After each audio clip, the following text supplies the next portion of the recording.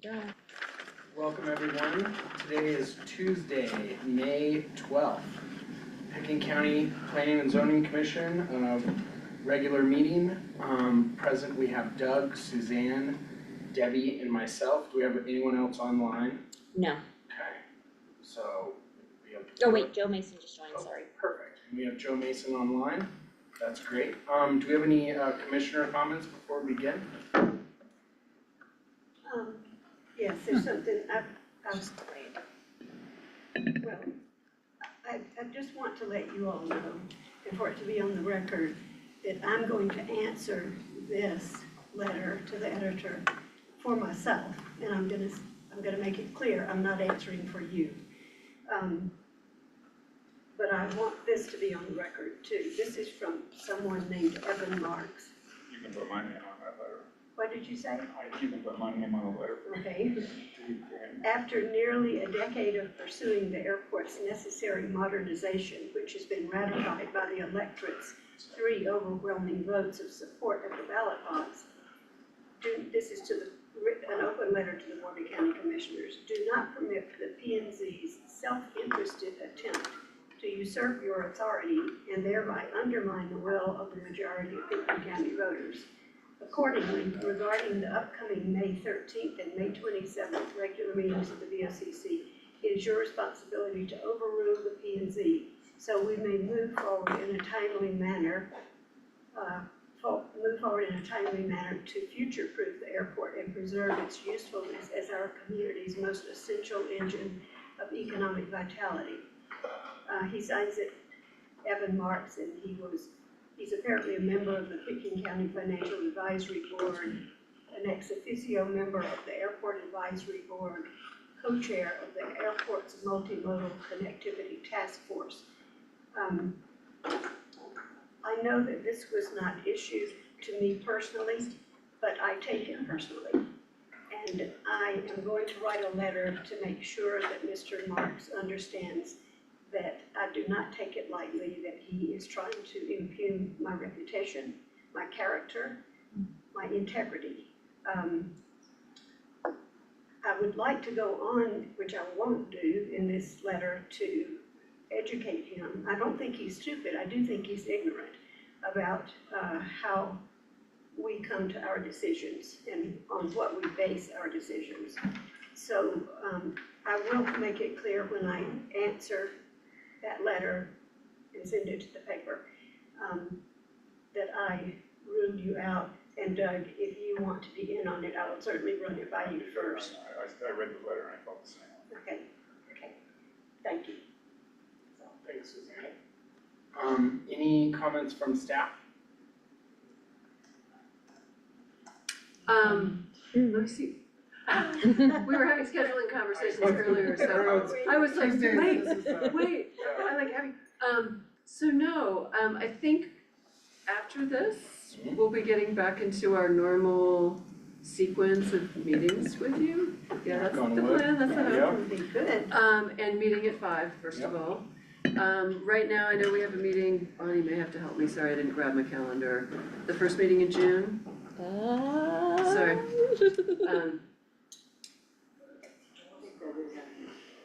So we have, I'm sorry, just to make sure I cover this, so yeah, June June, 2nd, I think we currently do not, oh no, we have June 2nd and June 16th.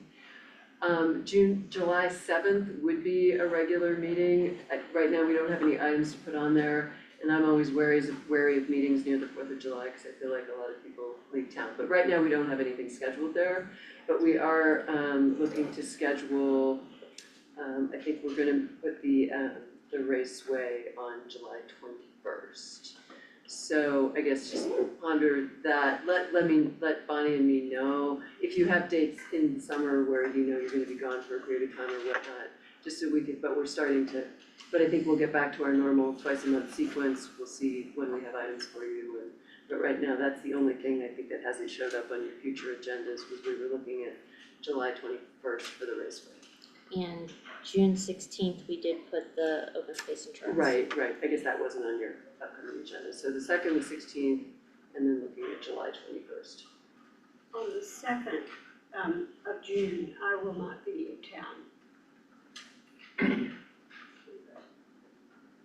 And I may not be here on July 21st, but I need to look at that calendar and I'll let you know, Bonnie. County might fly you back into town. What did you say? County might wanna fly you back into Oh, town. that'd be great. And just, I That's guess, the budget? It's not far. not mine apparently, I'm not going but, far. just, and so you all know, I think probably everyone's aware, right, that the VOCC will be doing 2 readings on the consideration of your, first the airport, resolution. First meeting will be tomorrow. And the second reading on that will be the 27th, if any of you have. So, we're assuming that they're gonna, move the project forward, that's why they're scheduling 2 meetings. The county attorney has determined it's a formal resolution, which requires 2 readings. But if they accept our resolution, do they need 2 readings? I could add something. Here's the agenda for tomorrow. Have you guys seen it? I From have, VOCC? yes. No. And here's the item. It's described as overruling the resolution of the Pitkin County P and Z Commission finding that the airport modernization plan is not in compliance with the AACP WAMP Woody Creek Brush Creek master plans authorizing implementation of the airport modernization program. And then there's a number of other things that follow it, including terminating the Pitkin County citizen, no, that's not it, the aviation grant, CDOT, the ASC application for CDOT, aeronautics. So it's on the agenda, Oh, good. or the chopping block, or whatever. It doesn't say discussion of overruling, it just says overruling. I got it. Well, I will say that the memo, which I pulled the memo, does have a sentence in there that says that, you know, they may consider some of the comments that we made. And I'll just, I mean, again, we're not bringing it forward, it's no longer a land use item, I've been very clear with upstairs about that. But the way we always draft a resolution for the board is whoever's drafting it provides the title. You know, your original resolution on for Sure. the airport was Yep. drafted in a way that it is not the way the resolution ended Yep. up, so. That's okay, we're not. You know, I'm It just- is what it whatever. is. Yeah. But I just wanted to make sure How it gets- you're all aware of the timing, because obviously you all have a lot of time and effort, into this, and if you want to make comments directly to the VOCC, obviously you have that opportunity, on the 13th and the 27th on the airport. My understanding is then that they will put Phillips, same process, 2 readings, will be their 2 June meetings. So, I can forward all I of had those another to you. thought, again, kind of tongue in cheek, would be that all the P and Z members resign. And then nothing can happen at P and Z until the county goes through the process of getting new P and Z members and having them appointed.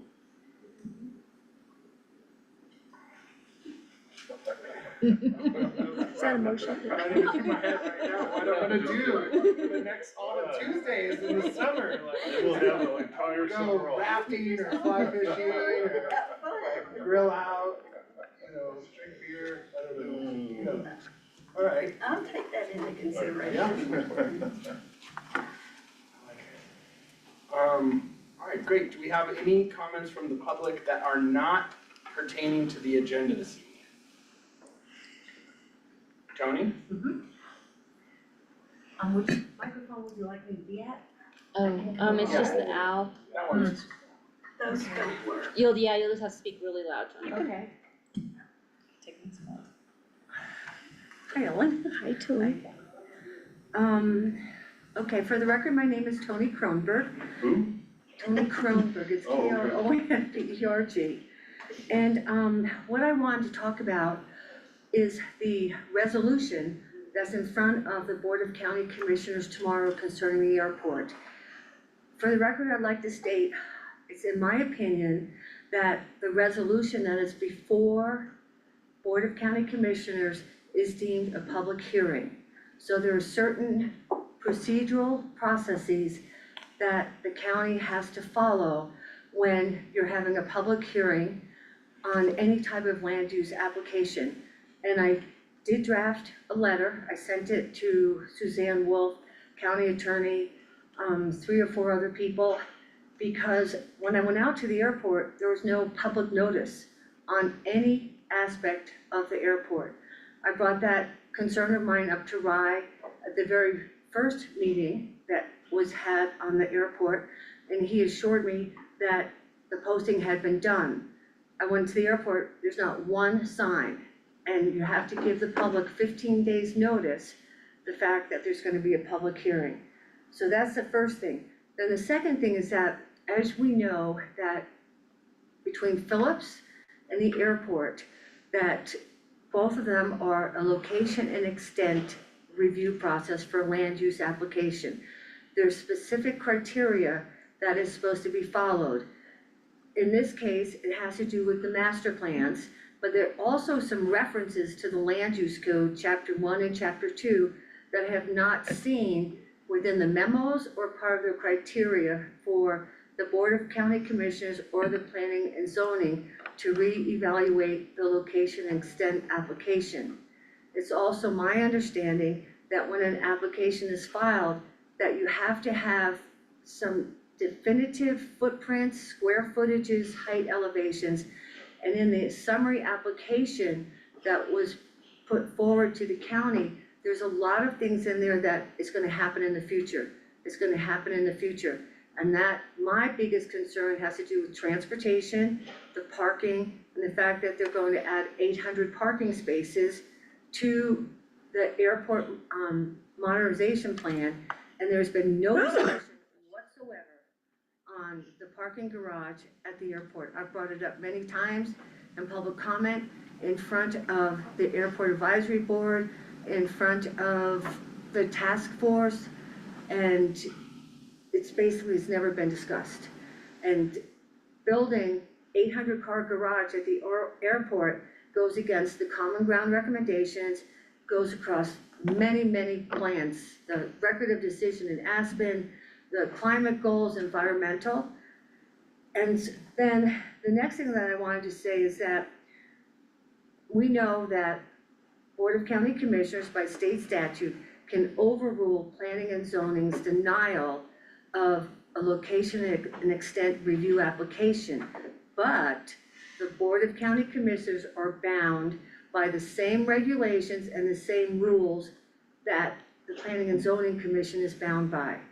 And if they do not follow the same guidelines, the same master plans, that they could be making an arbitrary decision, capricious decision, they're gonna abuse their power, and they just can't randomly say, I don't like this plan. They have to be very specific to the master plans.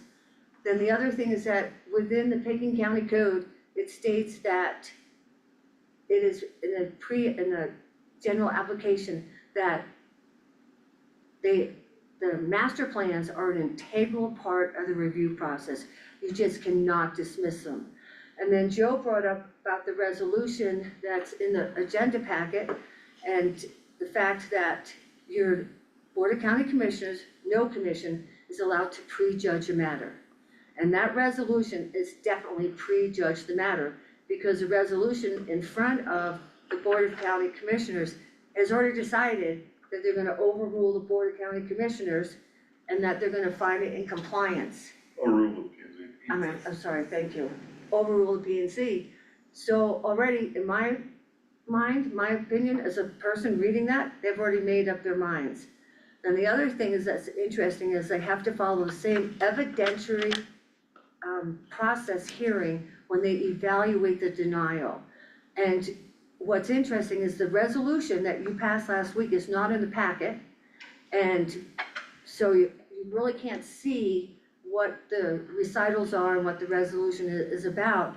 But when you compare, when you do the evidentiary, that planning and zoning, in my understanding, is supposed to be at the same meeting as the Board of County Commissioners.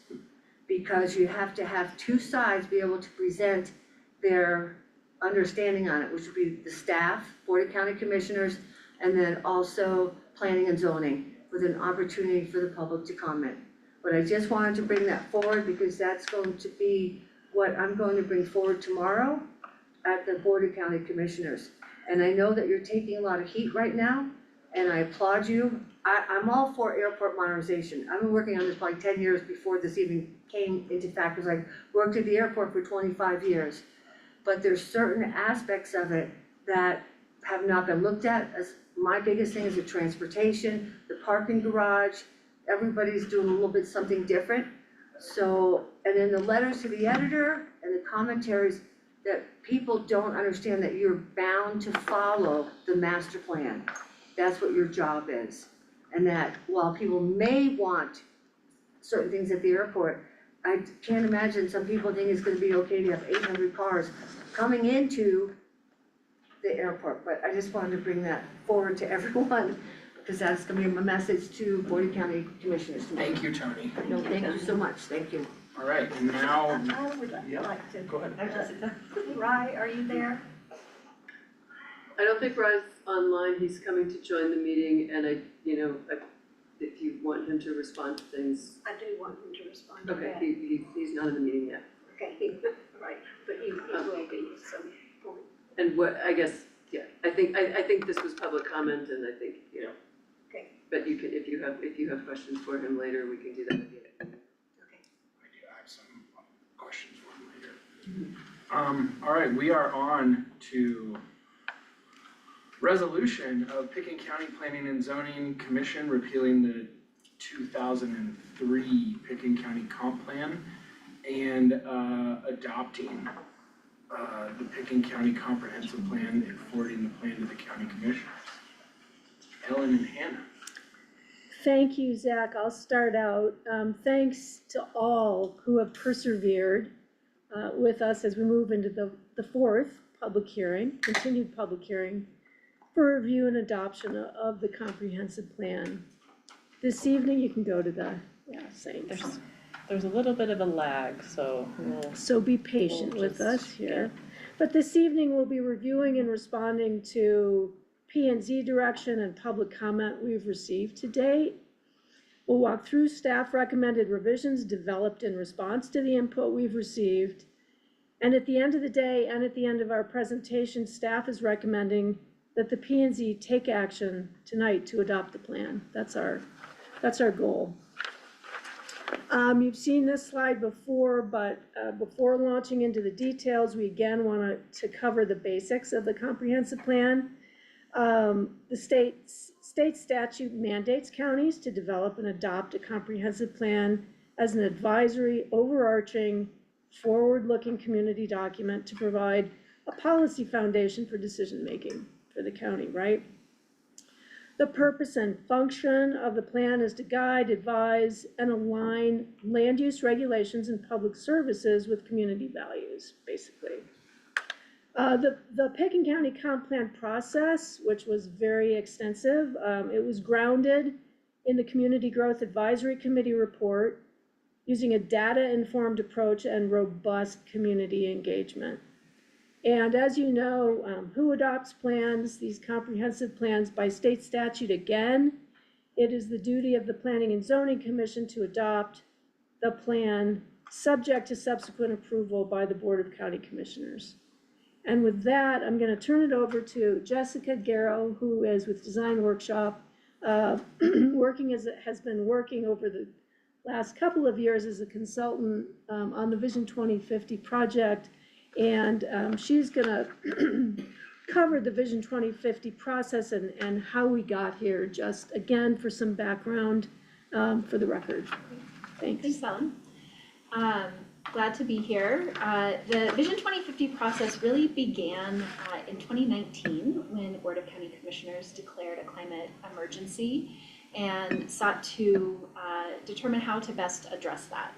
And so as part of that work, they appointed in 2022 a 26-member Community Growth Advisory Committee and spent a lot of time selecting the folks who would participate in that committee. And the reason for that is wanting to make sure that there was a broad spectrum of voices and geographies from within the county, as well as some folks with kind of key impact in Pickens County, to really talk about important issues related to the climate emergency and how that relates to growth and development.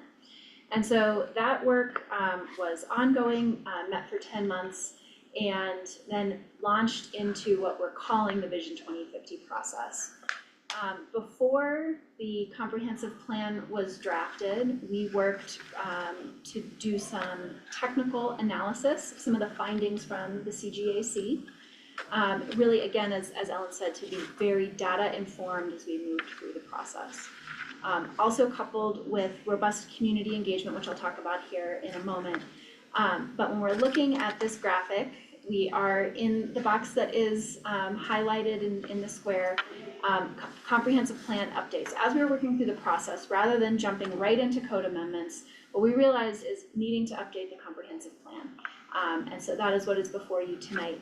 If adopted, we would then move to implement the policies in the comprehensive plan into the code and other county policies to make sure that the vision and values are incorporated. Go to the next slide. There we go. It is a little black. So the Vision 2050 is based on the core values of bold climate action, a balanced economy, rural preservation, equity, and affordability. And these are things that were discussed as part of the CGAC process and really reaffirmed through the community engagement work that's been completed. So we talk a lot about the CGAC because that created the grounding and the initial framework for how we would move forward into the comprehensive plan, and if adopted, then into the code amendments. And so really thinking about how could we make sure that we were finding compromises as a CGAC group to implement and make recommendations related to how to manage growth and development, and aligning that with our community values and the various climate action goals. And so the important pieces of that is it's 26 community members, 10 months of meeting, 0 attrition, and a unanimous recommendation of support for the recommendations plan. And so that created then the basis for the community engagement that we walked through and completed in 2024 and 2025. So this was really robust community engagement and taking the CGAC report, taking the additional technical analysis that was completed, and testing out some ideas with the community. And so these are all of the metrics that we compiled, but we included a series of pop-up events, open houses. We met a number of times with the Community Growth Advisory Committee that transitioned into an advisory group and added caucus membership to that group to talk through key issues related to housing, climate, regional collaboration, etc. Staff led a number of conversations as well with the caucuses to make sure that we were hearing from those important stakeholders and able to embed their comments into the work on the comprehensive plan. So what's before you is a plan that is based in data and based in community engagement and community feedback. And there's a broad appendix at the end of the document that goes through the community engagement in more detail. Great, thanks, Jessica. So this evening, we are going to go through what we heard from the last meetings, the comments, and then our response. So as we go through this, we're going to go through the plan, the redlined version, just make sure we capture the response and that that's in line with the Planning Commission direction. And so What kind of procedure we're gonna go through here? Because I see Marcella's here. Marcella has sent a lengthy document with, you know, whatever, like kind of paragraph by paragraph comments.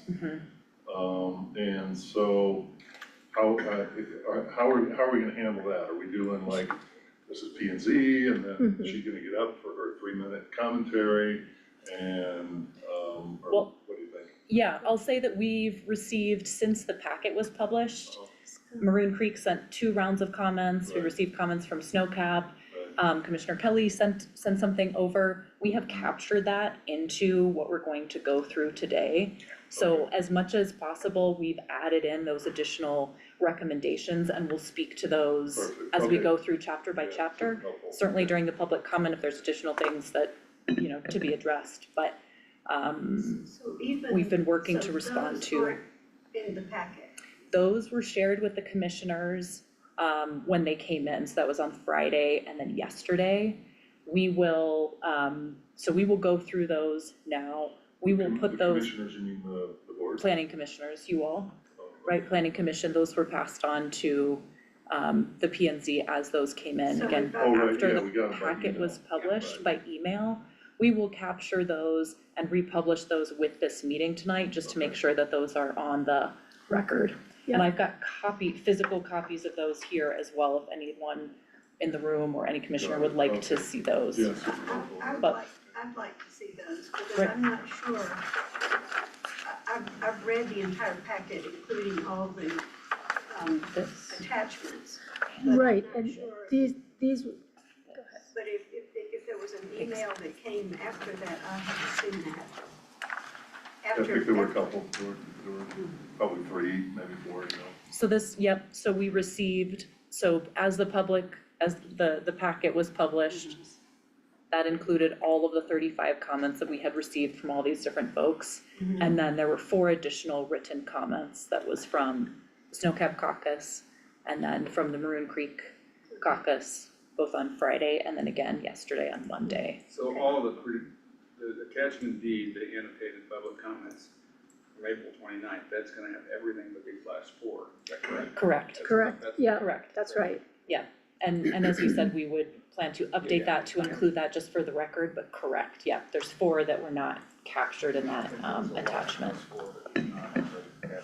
Yep, right, we were trying to get the packet out early to take a look, and then there were more comments that came in. And then, just another quick question, so is this a public hearing time? Yes, Yes.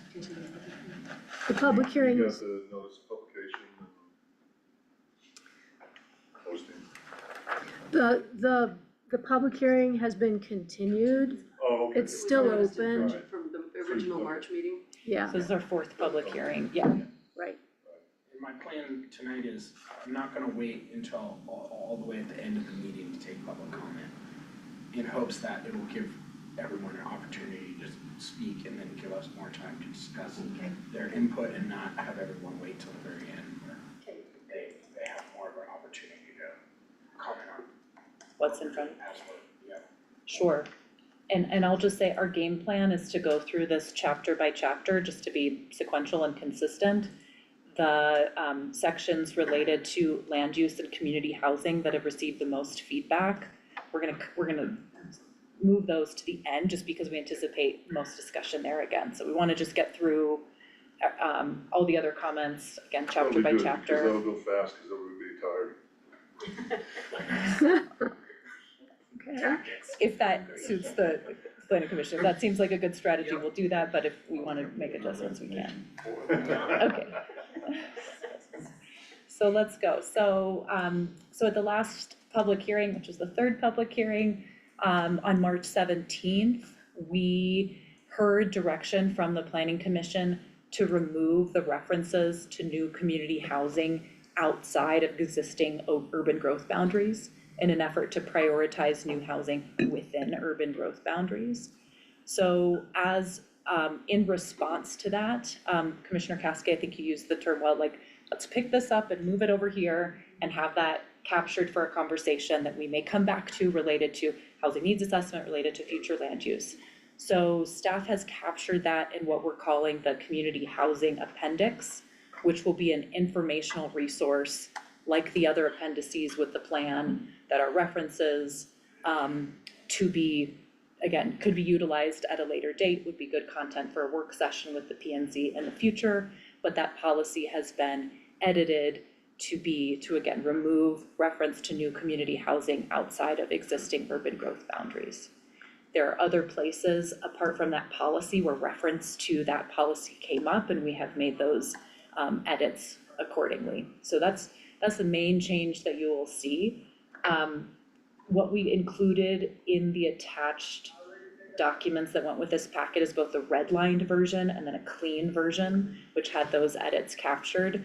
Tonight, we're going to again just go through the redline version, just so we can see what the changes are that have been made along the way since that initial since the initial posting of the comprehensive plan, the January 29th document. Okay, I just wanna make sure this is clear that this discussion about housing outside of the urban growth boundary is something that we will be able to revisit in the future when staff has more time to get the information that we requested. That we'll be able to have a work session and revisit this, and how would that work if we revisited it farther down the road when we had more information about, Sure. build out and saturation within the urban growth boundary and what opportunities even still exist within the urban growth boundary, and what that means when we'll have a time to revisit that and have more information about that. And then a decision will get made. Does that get reintegrated back into the comp plan, or does that get treated as a completely separate, different, Or an amendment to the comp plan. amendment to the comp plan? It would be an amendment to the comprehensive plan and the direction that staff has heard from the planning commission was the housing action plan and housing needs assessment, the future land use map would be some of those changed conditions that might merit bringing back that policy for reconsideration. If there's other, if there's other comments, we welcome those, but that's right now what we're proceeding with, is thinking about aligning those other efforts in order to consider bringing that back. And an amendment to the comprehensive plan would of course be subject to a public hearing, public noticing, public hearing in front of, and review by the Planning and Zoning Commission, and again, then subsequent approval by the board. Yeah. So.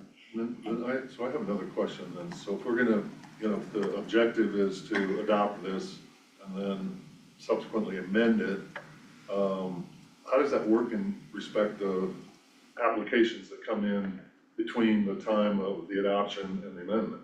You're working off of the currently adopted plan. Sure. And I think to that, Joe, too, I mean, again, this will be the comp plan, which will be referenced, in applications and whatnot, but it's also out of this comp plan that, once it's adopted, we'll be moving forward code amendments based on the policies that are adopted in this comp plan. So again, right, the code won't change to, address any of those issues, until that later conversation takes place. So again, the land use code amendments we'll be prioritizing now are based on the policies we're talking about to be adopted into this document. Anything outside of that gets the answer we have today, which is, right, the code doesn't allow for that, or the code, the code doesn't accommodate that. So as an example, and I don't wanna pick on Woody Creek again, but let's say the racetrack comes in and they submit an application between the time we adopt this plan and the time that we amend the plan. I don't know, I just toss that out. Are there gonna be any, are we gonna get whipsawed or whatever on that? Because we don't have a complete comp plan. This is. And we would say that it's a complete and we'll go through that policy language because it does carry forward the current land use policy that does allow for some housing outside the UGB if it's a caretaker dwelling unit or if it's on-site housing mitigation, that's in our policy language, that's Yeah, so maybe happening it'd be okay. today. I guess the only thing whatever. Just to be clear, it's not I think silent. the Racetrack plan had Yeah. like 14 units or something that they were gonna build out there. And, 400 or 500 square feet of buildings, Understood, yeah. underground restaurants, hotel or whatever. And 7 stories deep, yeah, right. if I may, I wouldn't assume that the adoption of the plan as is tonight would result in an incomplete plan. It will be a complete plan. There may or may not be changes down the line. So Amendments. amendments may or may not occur as we move forward, so. And I think the point Hannah had made, and again, just to reiterate it again, the language that's in the policy today regarding citizen housing does speak to, there are circumstances where we will consider housing outside the UGB, and again, it's caretaker units, on-site workforce housing, again, they're preservation of existing, housing to Right. preserve it. So those carry forward into this comp plan. It was that broader discussion about, UGB. yeah, So the existing but again, there are things today and will be, as this language is drafted now, that do allow for that possibility of housing outside the UGB. Again, in those limited circumstances, obviously CDUs, everybody's always known that was gonna happen. But again, that workforce housing, again, some of you all would have seen it with the Redstone Castle. Right? Yep. This is accommodating our housing on site for the people we're generating. Okay, thanks for that. The existing one is more restrictive, actually. But that goes. Yeah, and I'll just say too that there's a whole section on community housing that has a variety of different policies related to community housing. So we've amended one policy within that section, we'll go through it, but there continues to be a section around community housing that supports a variety of the different strategies that we, existing housing, different strategies for access to housing, et cetera. So this is one portion of one policy that's been amended. We're working off of Exhibit E with that.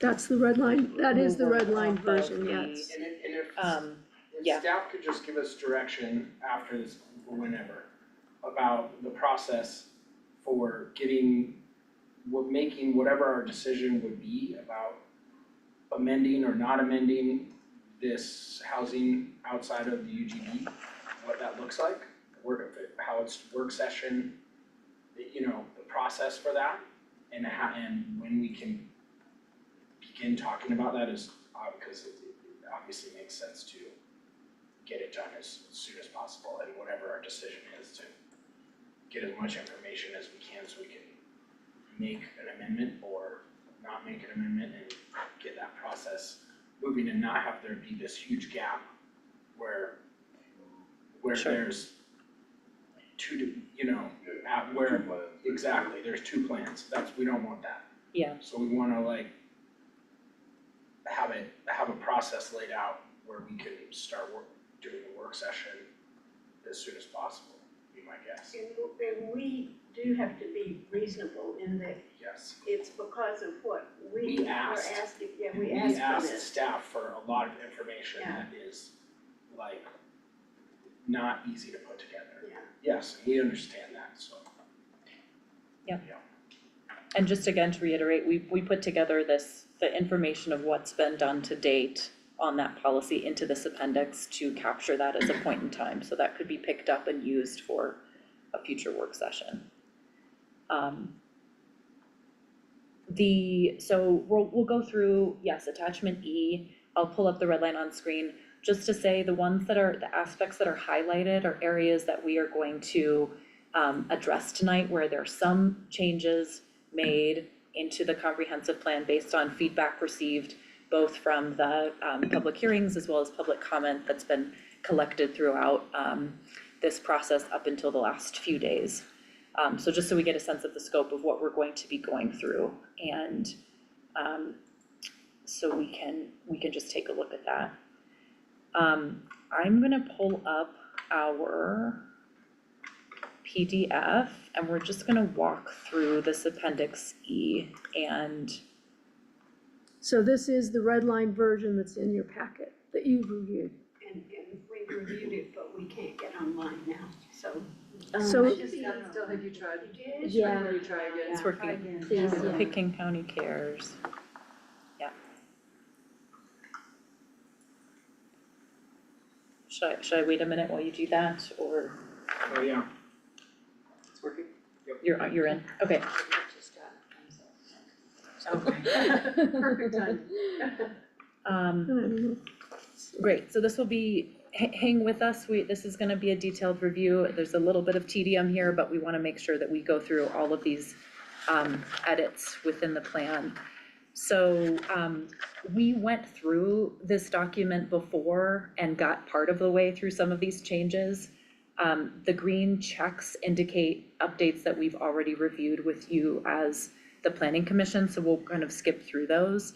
A broader format update was suggested and has been captured to drop the leading zeros, so it's chapter 1, not 01. So you'll see that throughout the plan, as well as adding the chapter number to the policies. So what was previously 2.1 is now, say, 3.2.1. I'm in chapter 3 and then I'm in policy 2.1. So just a little bit of kind of cleanup there, but just noting that we have that chapter prefix.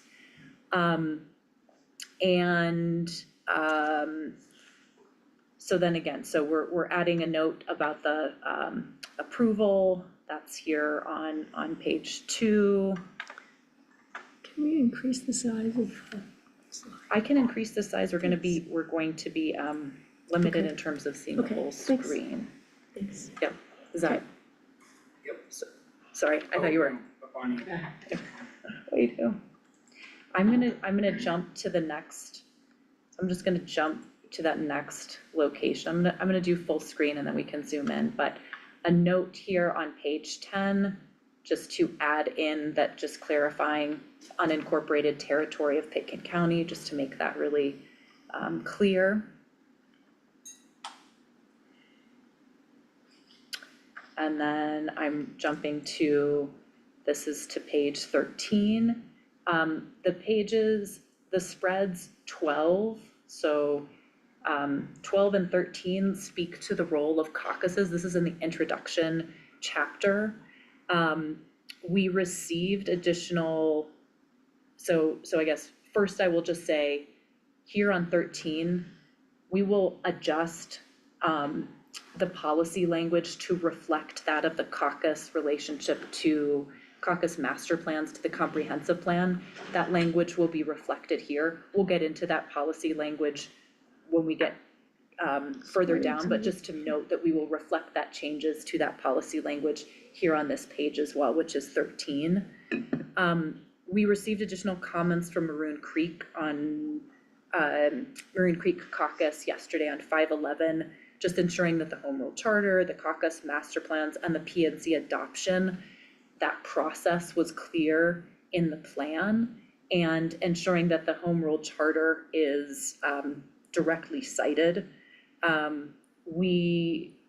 Staff, from looking at these pages 12 and 13, the home rule charter is described and quoted. We did make a note that there's, at the suggestion of the Maroon Creek caucus, there was a note to add a just clarification that P&Z, just again, further detail that P&Z adopts caucus master plans, and that was on page 25. Let me jump to that. We didn't, this is about, again, home rule charter and caucuses.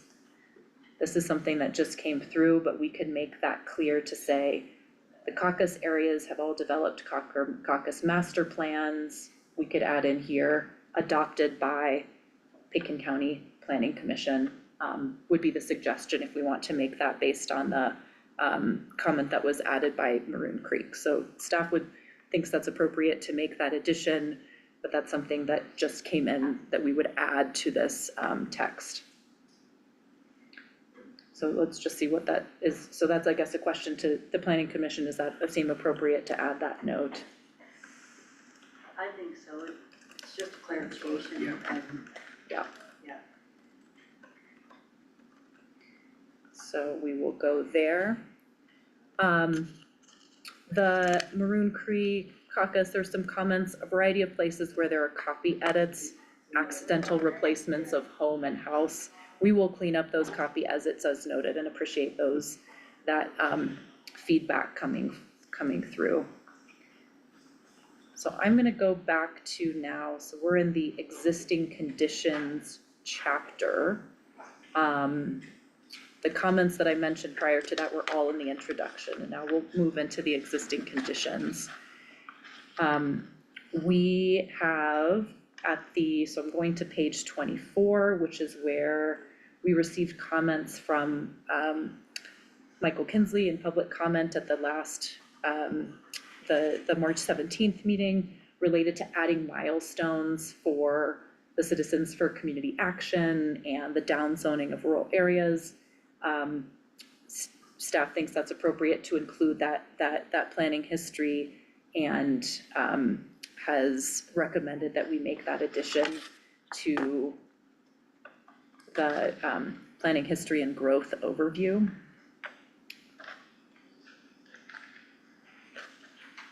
I'm gonna go to the next page, and I'm gonna just keep going unless there's a comment. Yeah, maybe what we do is if, somebody objects to something Yeah. and speak That's a up, good way. We should otherwise chime in. Sure. just kind of roll. We can Yep. keep it moving. Yeah.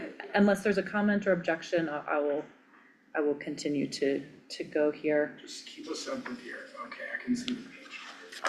Yep, so we are on,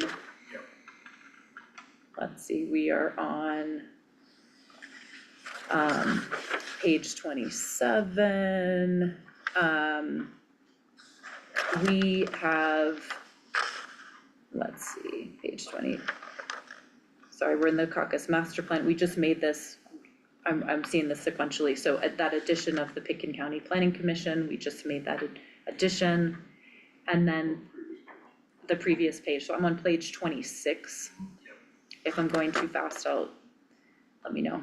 But we have included, have added a page following this caucus area chronology map, added a page to just highlight the existing urban growth boundaries, just to make it really clear where the existing urban growth boundaries are within Pitkin County and surrounding the portion of unincorporated Pitkin County in Basalt. So that's a suggestion that we add that map, just to be really clear, again, around where the urban growth boundaries are as it relates to the policies that are relevant to urban growth boundaries. So that's the note there. Realize we had a tennis club caucus. Yes, Not active, but correct, yeah, historic. Known as the pickleball club caucus. Yeah. So I'm jumping to page 36, that's where the next comments are. We had these notes that we reviewed previously. Again, we have that green check relating the data source related to jobs and that note about which ones include the sole proprietors. We had reviewed that previously, but just making that note. I'm gonna jump to our next comment, which is on 47. And this is the note where there were comments that came through again about identifying those prioritized areas for vehicle and wildlife collisions. We are recommending that we add a call out that just identifies those locations that the 2023 prioritization study identified, which are Highway 82 at Emma, Highway 82 at the airport, and at Snowmass Canyon, that we add those locations to this call out on the right, which already has quotes from some of the relevant current studies related to the wildlife and similar issues. So we are making that update. And then I'm gonna go to page 50, which is the next place. This was a comment that came in from Commissioner Mason related to just making sure this wildfire map is updated to the most current Colorado Wildfire Resiliency Code map. So we've, staff has made that update to make sure that that's the most current.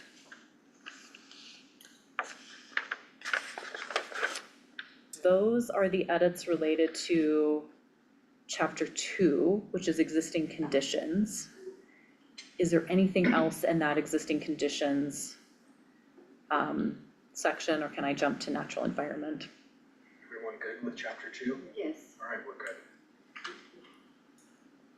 Okay, I'm in the natural environment chapter.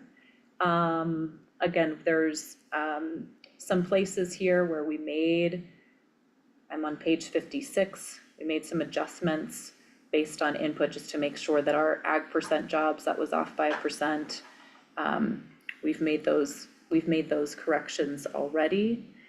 In so policy, Page 68, then next. yeah, I'm just gonna go through just again, so the Water Gap Ranch ad, we made that addition. On page 59, that addition about wildfire related to the broad community direction.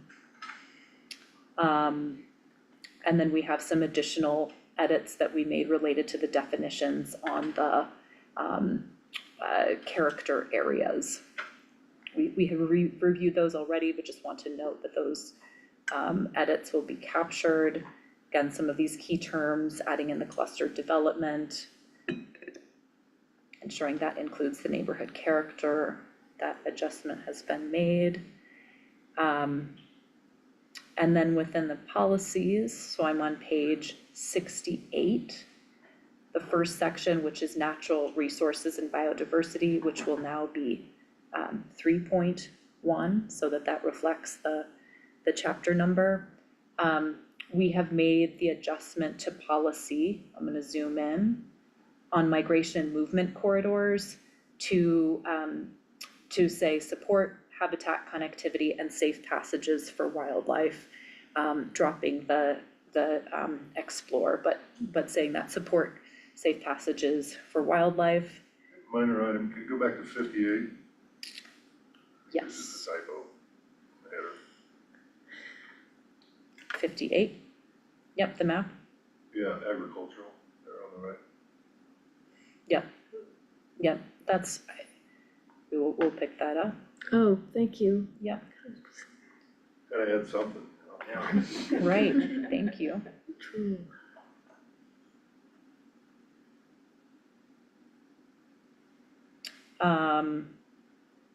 Okay, so that addition related to, yeah, so on page 68.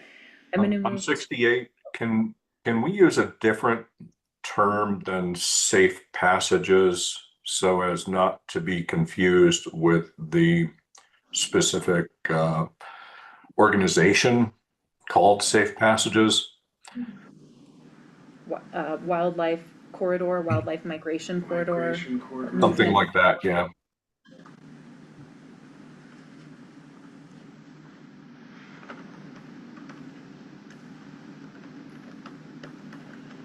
I think movement corridor actually is the more inclusive Movement, term yeah, 'cause than the migration confused. is 2 times a year and then Yeah. you don't cover all the day-to-day stuff.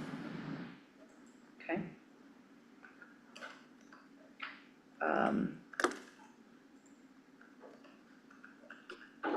We'll make that edit. Like that moose that was running through Rio Grande Park the other day.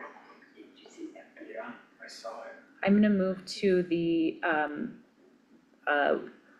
page 69, which is the water quantity and quality.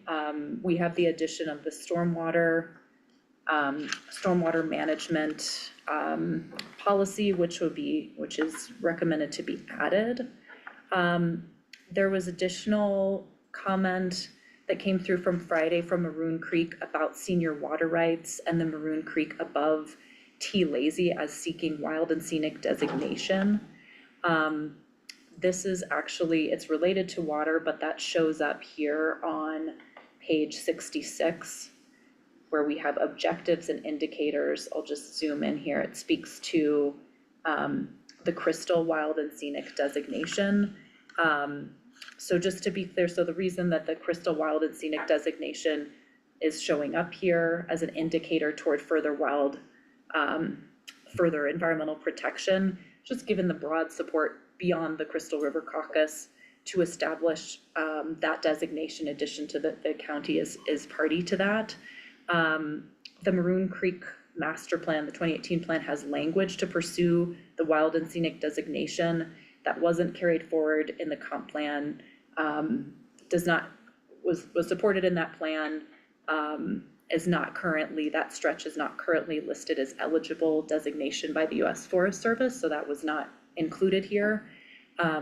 Staff recommends kind of keeping this language as is, but want to recognize that was That is a policy that is a recommendation that's captured in the Maroon Creek Caucus Plan specific to that caucus area.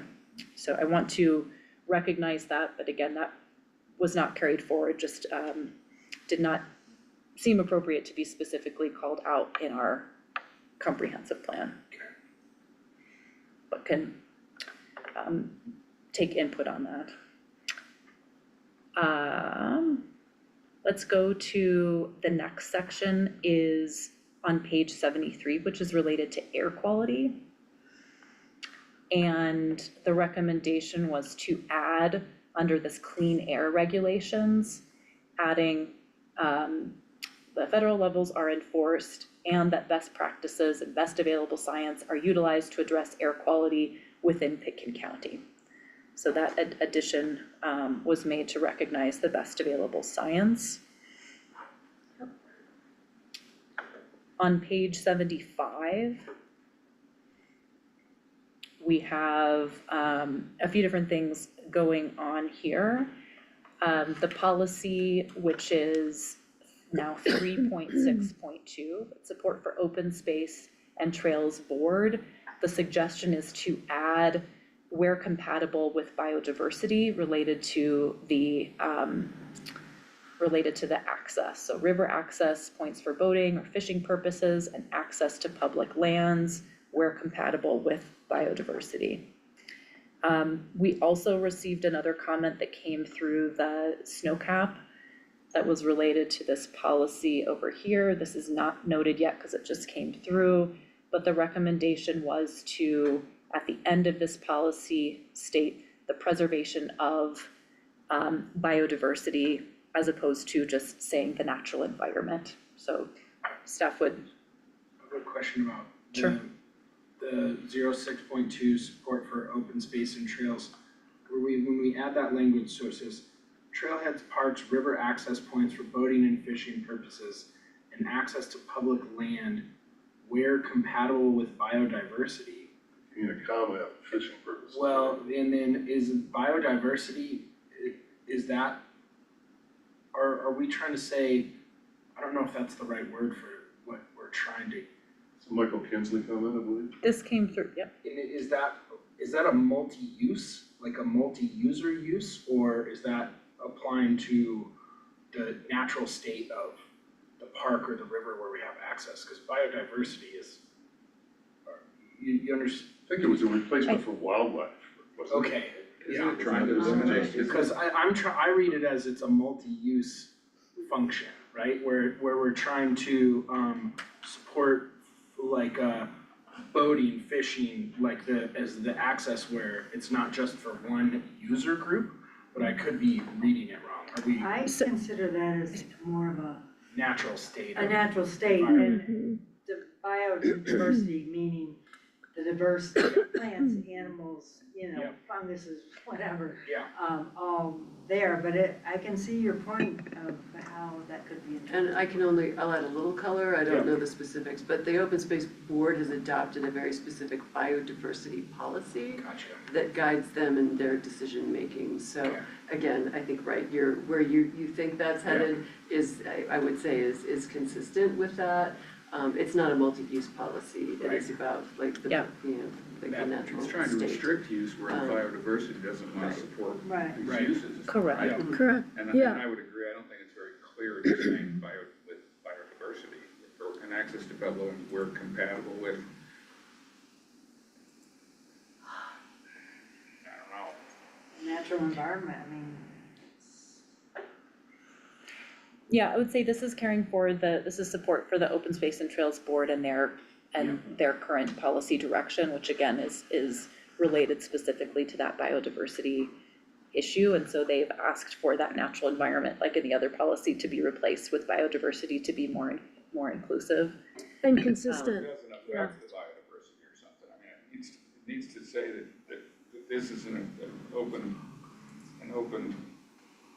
trailhead or if the natural landscape doesn't support public use, then that's what we're trying to avoid here, isn't that what we're saying? You could My say, interpretation is that Ken was saying, it was originally referencing the natural environment, right? Right. And then the suggestion by Michael Kinsley was to, talk about biodiversity, which to me means it's broader than the natural environment, I guess is what it would. And we have a definition included, so that it's not a floating term. Okay, If it helps, all I've gotten so far on the website is they have a policy that's called the protection of natural biodiversity and management of human use. That is their guiding policy for the open space board in their work. And you could reference that, right? You could say something like, we're consistent with biodiversity and conservation policies of the board or something like that. I mean, I think this is gonna come to Elizabeth's point about North Star. And we don't want I would call it the south side or whatever, the Aspen Mountain side of North Star.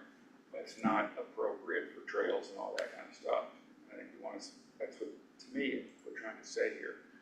The south side of the river or whatever the 82 side of the river is, where the trails and all that are, that's fine. But we wanna make sure that we're saying the other side of the river there, and that does snake, so I'm wrong. But, that's not appropriate for trailhead parks, river access points. yeah, and that's the way I was reading it too, is like the North Star's perfect application, because that's one of those, that's one of those places where we wanna limit the amount of public use of user groups, right? We don't want people rafting and kayaking and paddleboarding and fishing No, for and sure. all in That's one, yes, we wanna constrain those amounts just because of its overuse already, So right? it needs to be strong enough that says that we support this acquisition and maintenance and everything for these uses, and also we support them not allowing uses where it's not appropriate. I don't know how to say that, It but sort of says, it says that to me already when it says where it's compatible with biodiversity.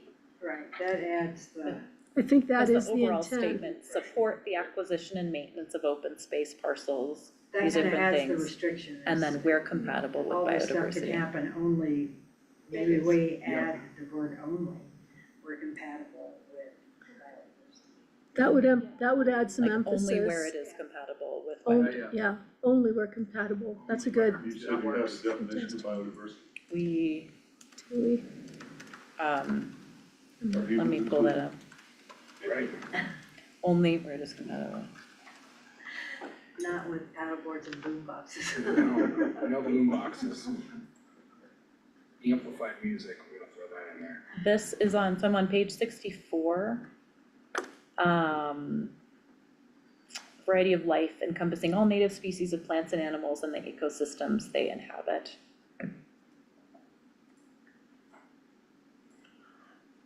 And I believe that again came from that, Are insects, plants, or animals? probably more in the animal category. you would think, not your joke. there you go. Yeah. I don't wanna get in, we're not Yeah, going. I mean, that's a, Yeah, we I mean- don't have enough time for that. Yeah. It's a whole other deal. That's when you get into fungus, it's really shady. Insects are definitely in. Right. Okay. I'm gonna keep us Yep. moving. Yep, Okay, protect wilderness areas, support protection of existing and new designated wilderness areas. Where you So 6.4, so we're on page 75, so 75, 3.6.4, and we spoke about that before. Support the protection of existing and new designated wilderness areas. Yep. Okay.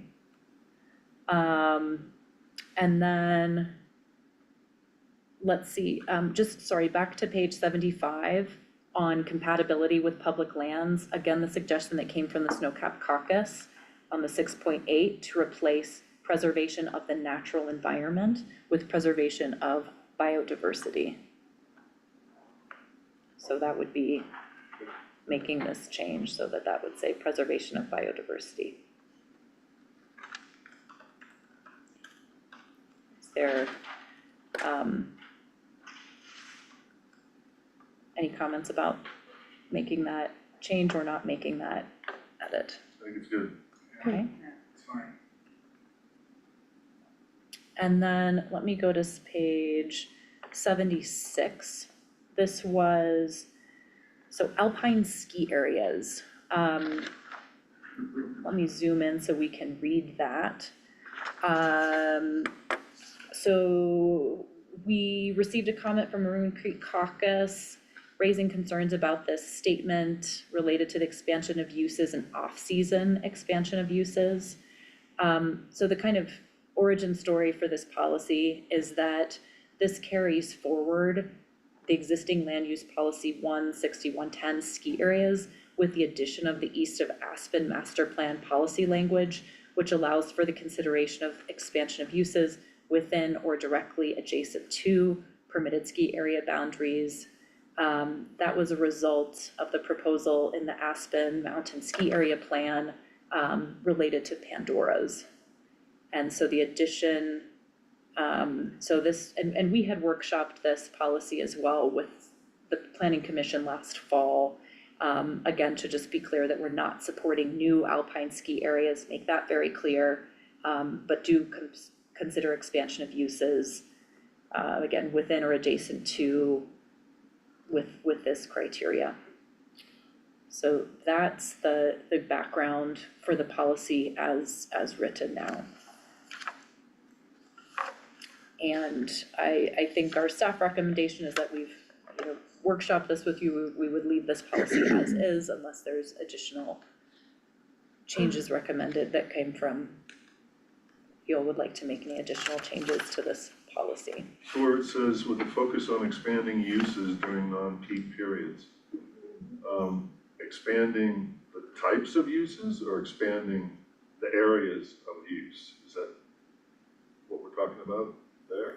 Does that mean we could have water slides or Yeah. Ferris wheels? It's talking about like the use of, I mean, the way I interpret that is it's referencing the use of summer uses, mountain biking, mountain bike tracks, alpine slides, alternative uses other than just, Activity yeah, related. All that stuff that's at Snowmass.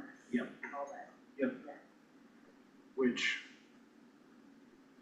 But, and this is saying that we would consider that?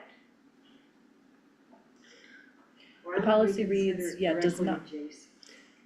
But will Or would we consider, consider it? so would consider the expansion of uses within or directly adjacent to permitted ski area boundaries with a focus on expanding uses during non-peak periods. Coordination with the Forest Service and ski area proponents regarding ski area development will consider both on and off-site impacts such as affordable housing, transportation, waterwise, wildlife habitat, air quality, adjacent neighborhoods. That sounds dangerous. Sounds broad, overly broad. yeah, well, And- I'm just thinking back, we're seeing like, when we did Pandora's, which was months and months and months, and we saw the Aspen Mountain Master Plan, as I recall, there was a specific reference to have Ruthie's be cabins where they could be an overnight stay in the summer, where you could have an experiential, where people could ride 1A up in the summer and have a wedding, you could have a 300-person wedding at Ruthie's, something like that. Those uses, I would guess. I'm just trying to think of what the, So it says that we're supporting those, that's the. that's the part problem think I is have with the language. Does not support, but will consider, Will consider will is the, consider, okay, sorry, I didn't And say this- support, will consider the expansion. Why do we have to say that? This is an existing policy, right, in the comp plan. And there has been a lot of discussion around Yeah. the details, as you're recalling, Zach. You do have the ski area mountains are subject to their own master plans, ski rec master plans, where uses are allowed, Yep.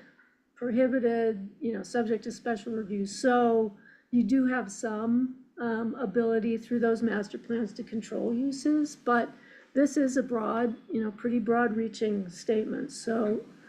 Why would we focus on non-busy seasons, but it says on non-peak periods, that's saying, let's increase summer use up Just there. Or move fall it use out. or any other. Yeah, I mean, if we're gonna say that the the county does not support new alpine ski area proposals, Period.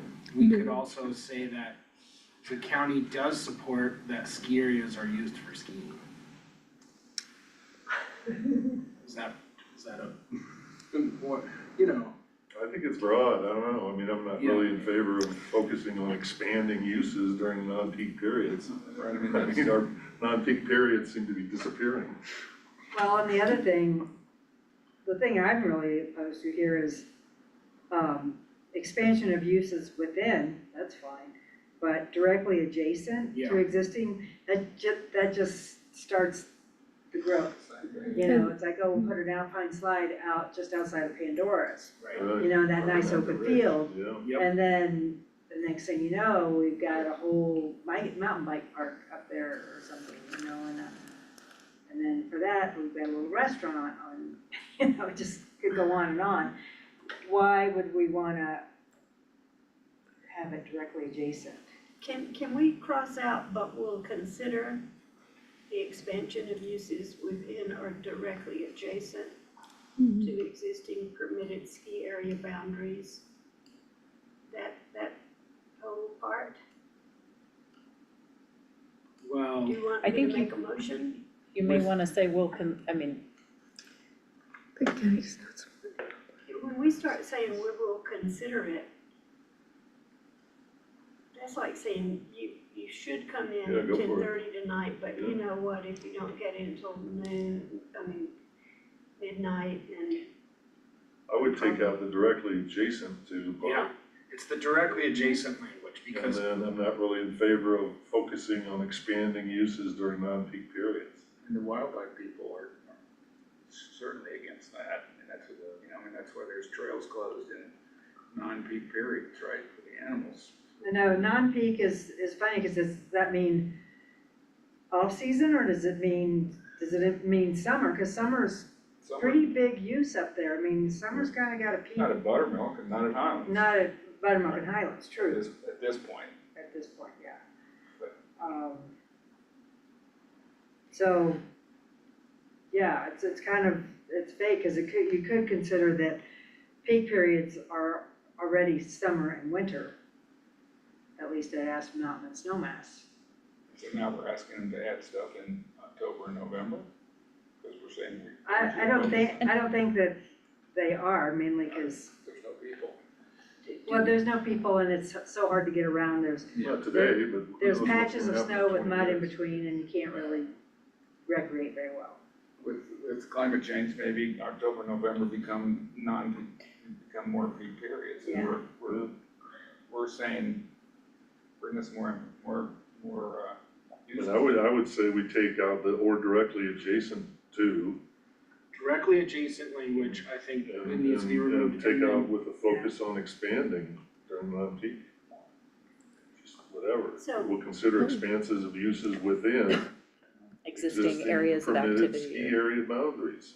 Or we could say like, with a focus on Within. alpine ski areas, traditional uses, right?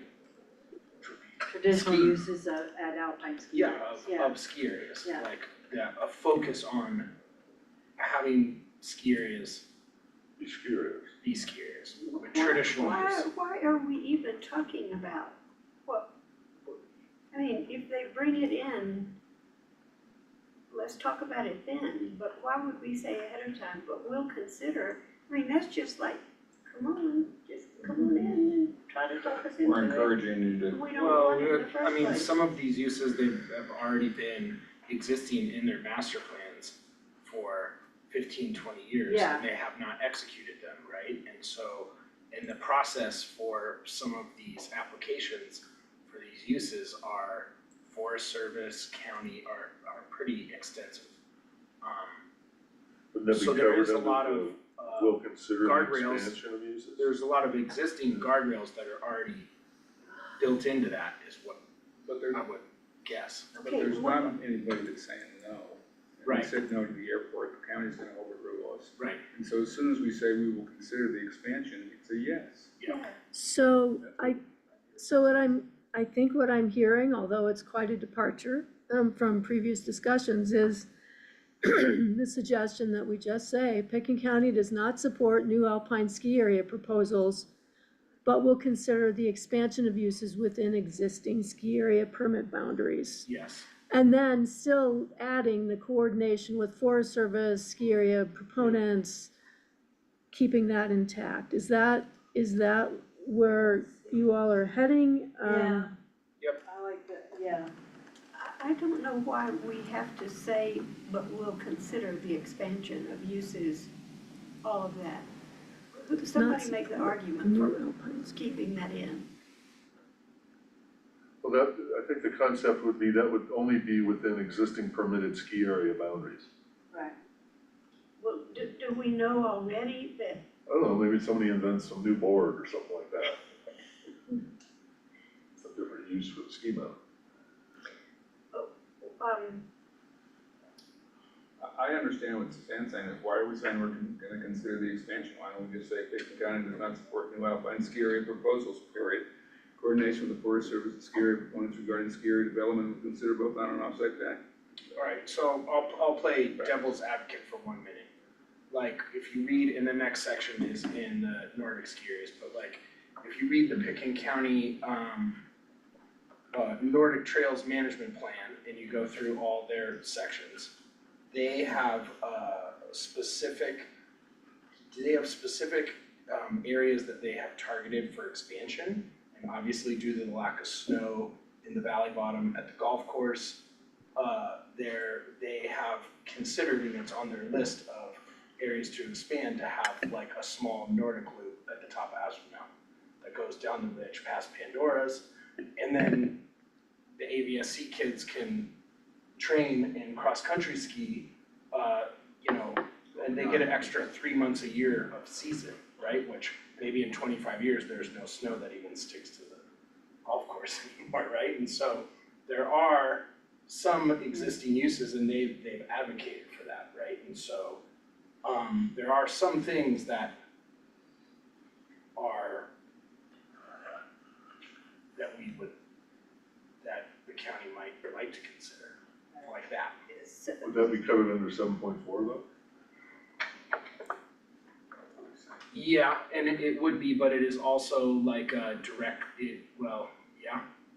would be covered under 7.4, because it's within the Nordic Trails Management Plan, and it's already stated in there. It does kind of say that we're singling out alpine ski areas and saying does not support new alpine ski areas proposals, but we do support the expansion of Nordic ski systems. Right. So that's a little Yep. problematic. I am in favor of removing the directly adjacent language though. But I think that other than that, for me, that helps. So you don't wanna take out with a focus on expanding uses during the peak period? I would say, what's the language I would try to use, as opposed to do not support, I think that what Anna has up there on here. Yeah. Jack, Yeah, because she's got that eliminated. existing ski And- area Focus. permit boundaries. And Yeah. in addition, you could say Picken County does not support new alpine ski area proposals, but may consider, if that Yeah. makes you feel more comfortable with Yep, that works, with yeah. the direction rather May than consider is will much consider. better than, May consider and then use yeah. what she's got, or Anna's got up. so Still, does that mean that you're of the mind now that, that we should be, that you would consider the expansion of uses?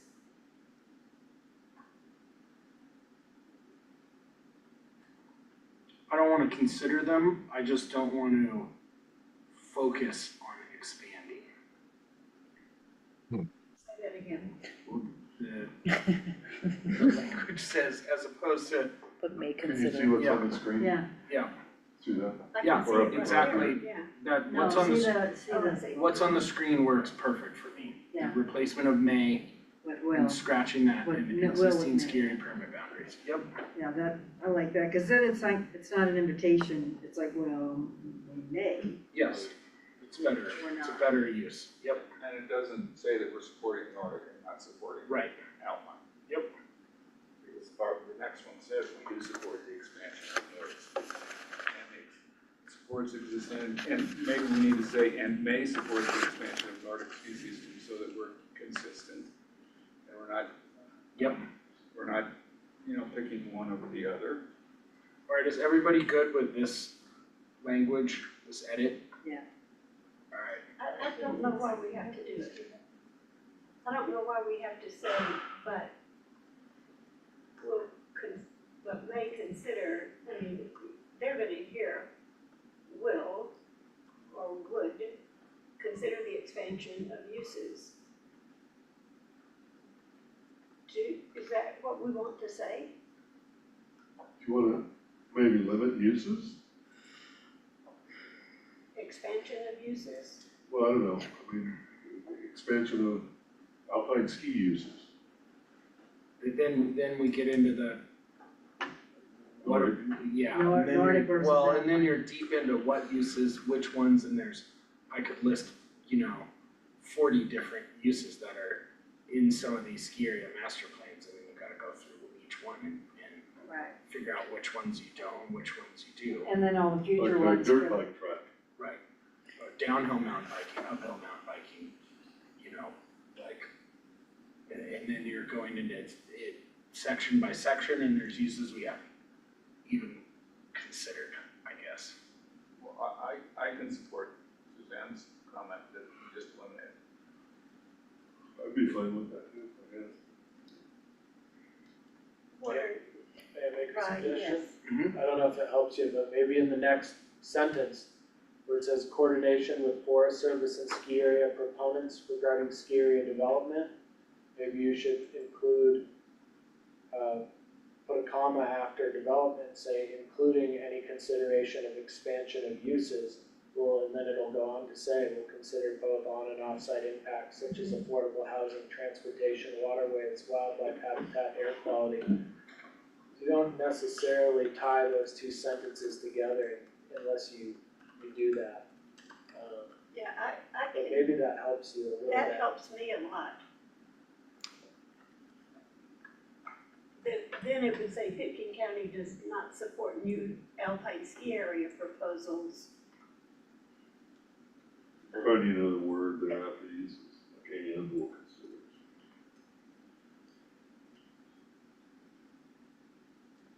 But how would you, what wording would you do to join Pitkin County does not support new alpine ski area proposals? Well, I suppose what I was suggesting is that you include it as drafted with the changes that you have, including but may consider the expansion of uses within existing ski area permit boundaries. Then you go on to, the paragraph goes on to read coordination with the Forest Service and ski area proponents regarding ski area development, including any expansion of uses within the ski area permit boundary will consider both on and off-site impacts such as affordable housing, transportation, waterways, wildlife habitat, etc. That way those things act as a restriction on any proposed expansion of use, but, if that's not restrictive enough, then certainly fall back on the concept of just putting a period after proposals. Yeah, and then maybe add the existing ski area permit boundaries as opposed to within the, I see what you're yeah, saying. just make this language parallel with. Yeah, parallel between the two. Joe, what did you, repeat that? Well, In in the the call out box here at the bottom where it says within the ski area permit boundary. The we say existing, within existing ski area permit boundaries, just so that, right. so it flows, It flows in. every ties the two together. Yeah. I like that. and to be clear that Boundaries. any of you go with Pitkin County does not support new alpine ski area proposals, period? And then coordination with the Forest Service and ski area proponents regarding ski area development. Included any expansions of uses within the existing ski area boundary. So we are saying that expansions of uses, we're just not saying that we're gonna consider it above, is what you're saying. So we're still understanding that there might be expansion of uses. We're just not saying that we're gonna consider it above it. Correct consideration. Okay, I'm not gonna belabor this. If you all are so stubborn, you can't understand what I'm trying to say. I'm good with it the way that it looks right now with the language As that Brian marked up. recommended, including any I expansion. don't know, do we wanna, of uses. yeah, I mean, I suppose something to What's the Suzanne, do you wanna say, consider expansion of uses that are compatible, or something that, I don't know, maybe it doesn't really add much, but where it says the expansion of the uses in the first sentence. Well, I'd be most comfortable with Pitkin County does not support new alpine ski area proposals, Period. period. Coordination with the Yep. Forest Service and ski area proponents regarding ski area development. And if you all don't want to go with that, I'll just be the one that votes against what you're gonna propose otherwise. And that's still gonna let you move forward. Okay. And when they come in asking for, and pointing to that you're wanting to leave in there, I'm gonna say, I told you so. Well, that's true. I'm having a hard time with, Yeah. here's the verb, what's the noun up here? What's the Yeah, noun? well, without the first part, I guess. That's from high school, I can't help you there. Me too. I mean, I'm a little bit of a grammarian, but, you know, just not, there's like, who will? What will? What will consider, you know? Coordination. It just, it doesn't Coordination, I make sense guess, to me. is the, Coordination is the noun. is the verb, it's modified by the verb will, but. I don't know, we could go on, what about, what do you think about this affordable housing thrown in there? When we're talking about off-site affordable housing, or we're talking about affordable housing in the ski area? And we're talking about off-site impacts. Which is on and off-site impacts such as affordable housing. But it also, on-site would be wildlife habitat, air quality. I just don't want somebody to say, well, look, this allows me to, have you consider whether I can put affordable housing in the ski area. But I think that your other We policies want a bunch of related cabins to at the housing top location of, cover that. Aspen. What was that? I think that your other policies on housing location would cover that. Oh, okay. Yeah. There's housing up there already. On the sun deck and the patrol building. All right, Okay, so will you entertain a motion? please. I make a motion that this should read, Pitkin County does not support new alpine ski area proposals, period. Coordination with Forest Service and ski area proponents regarding ski area development, including the extension will consider both on and off-site impacts such as affordable housing on the neighborhoods. I'd second I Second. agree with that. Okay, I'll take a vote on Suzanne's proposal. Wait, did you stop at affordable housing or did you continue that for the rest of the paragraph?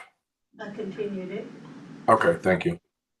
Okay, I'll take a So vote same on, outcome. we have a motion by Suzanne and then a second by Doug.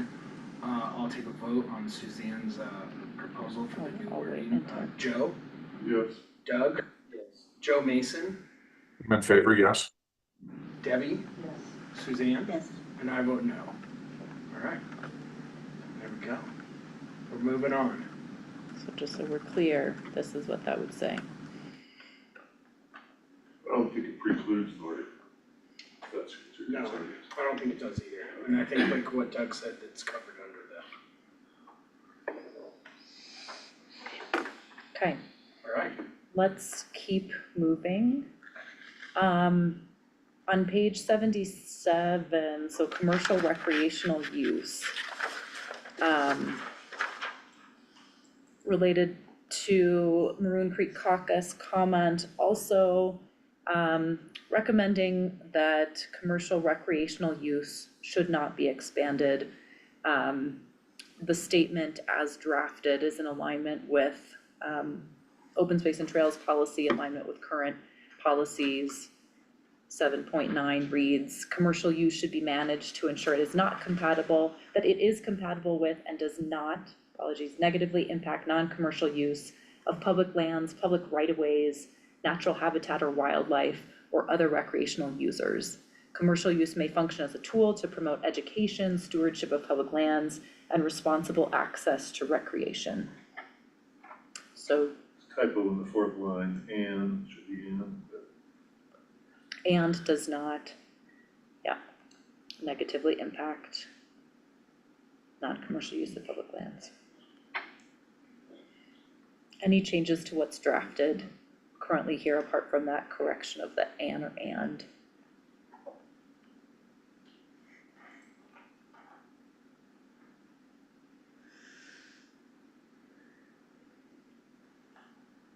We wanna bring in the biodiversity comment here on wildlife? I mean, there's an article in the newspaper today about the moratorium on, issuing new commercial fishing guide permits. That's Yeah. probably directly in line with this, and I think this aligns with the North Star. Commercial use of North Star is applicable to this one as well. My only comment would be to add after natural habitat, comma, biodiversity, comma, or wildlife. Sure. I mean, Yeah. I can only think of that huge thing that happened up at T-Lazy 7 this winter.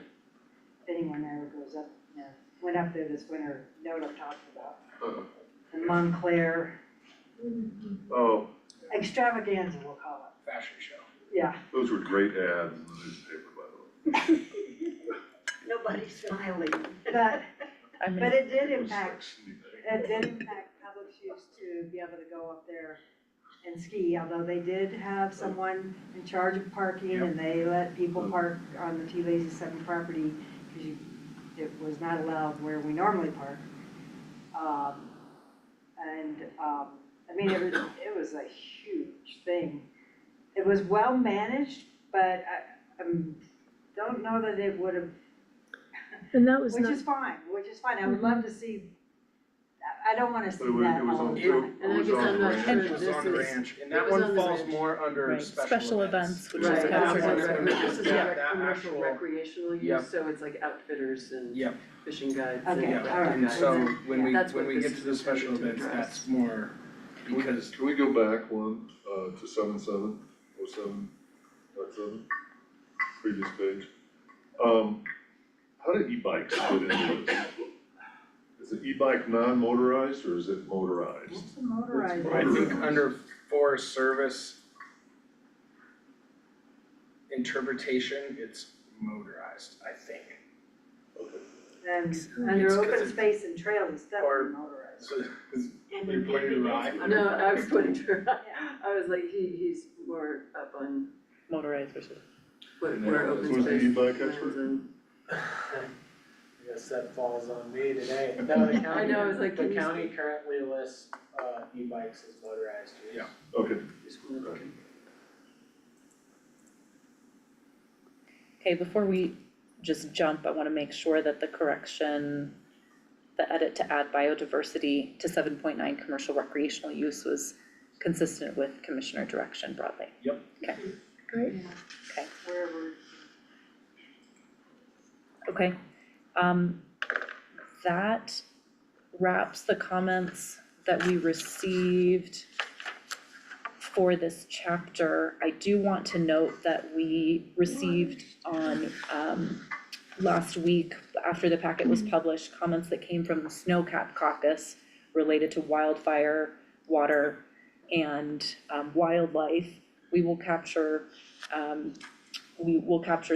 that full statement, but want to just recognize that regarding wildlife, they made recommendations, so they supported the broad ecological integrity of the goals in the plan and made some specific recommendations around mapping designated corridors, further explicit protection of seasonal habitat, wildlife data, decreasing wildlife car collisions on Highway 82, countywide lighting code related to dark sky, coordination on wild livestock, conflict mitigation, organic fertilizers, regenerative ag practices, etc.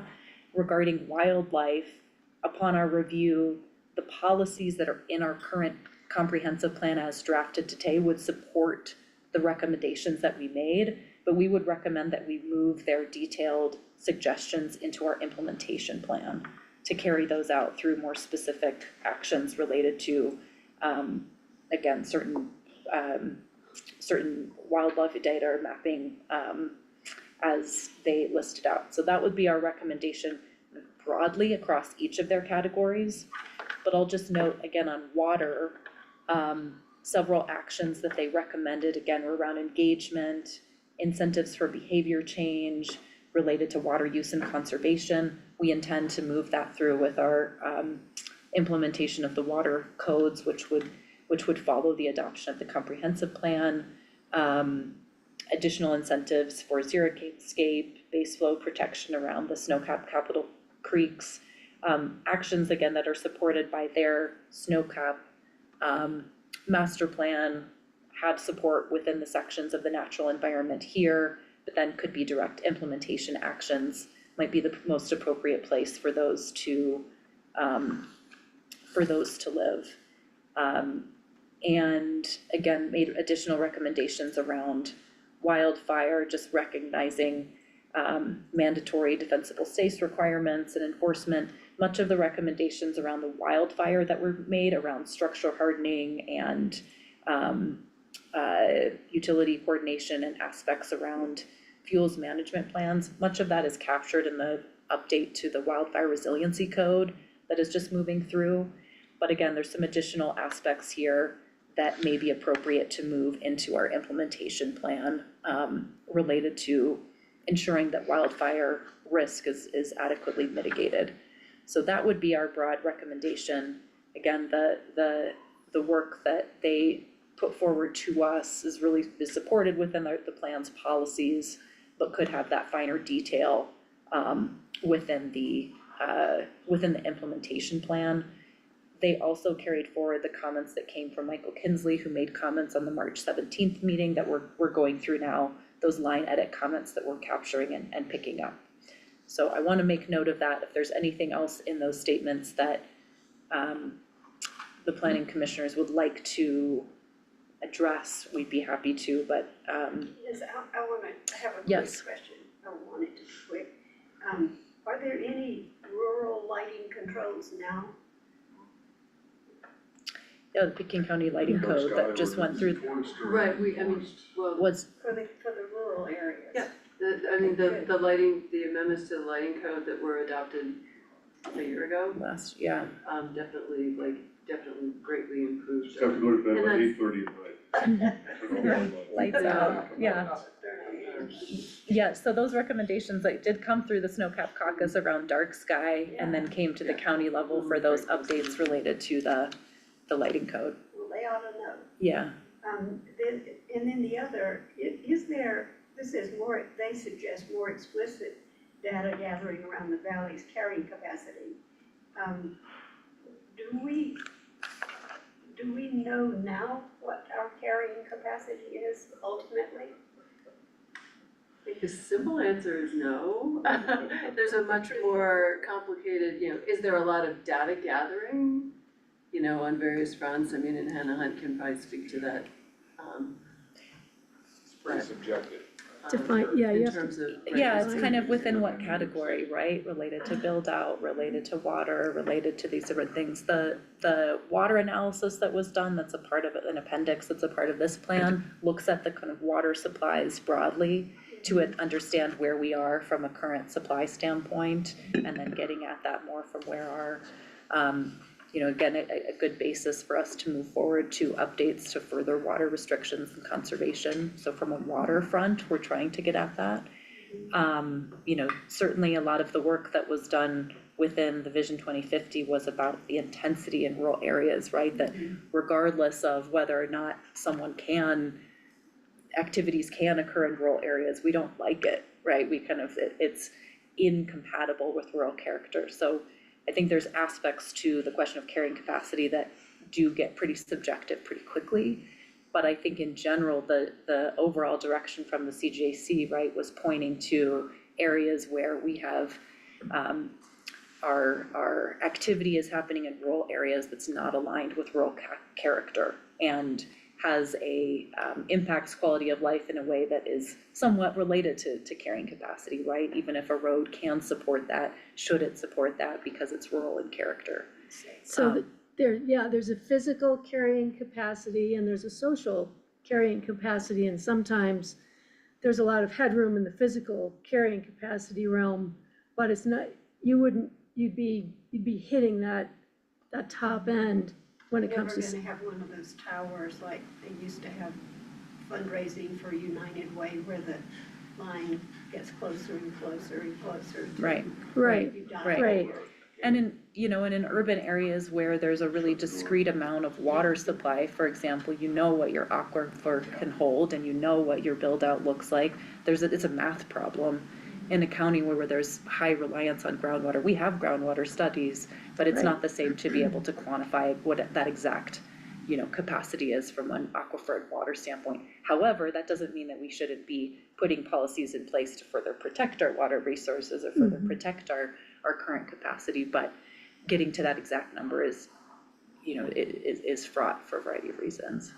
I think I think there was some discussion years ago about, okay, let's put a cap on the number of people that can be here. And I don't think it's probably not legal.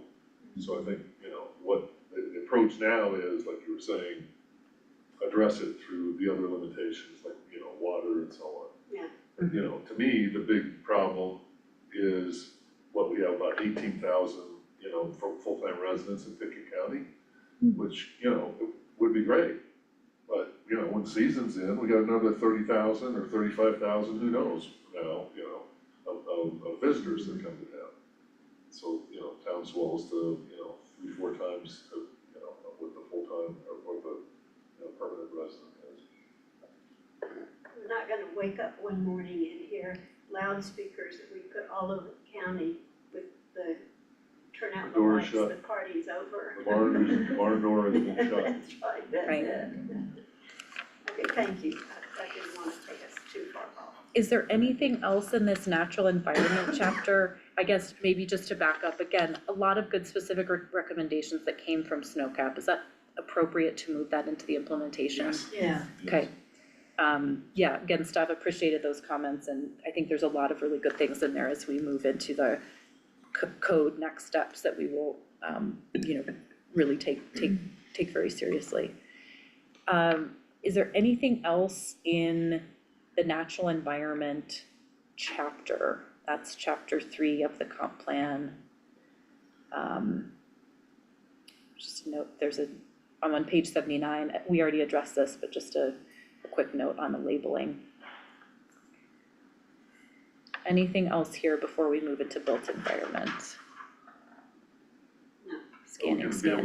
We're halfway through, right? We're halfway through. Yep, built environment. Okay, Ellen, that's yeah, so cue, Ellen. we do have a lot to get through. I'll try to be as brief as I can be.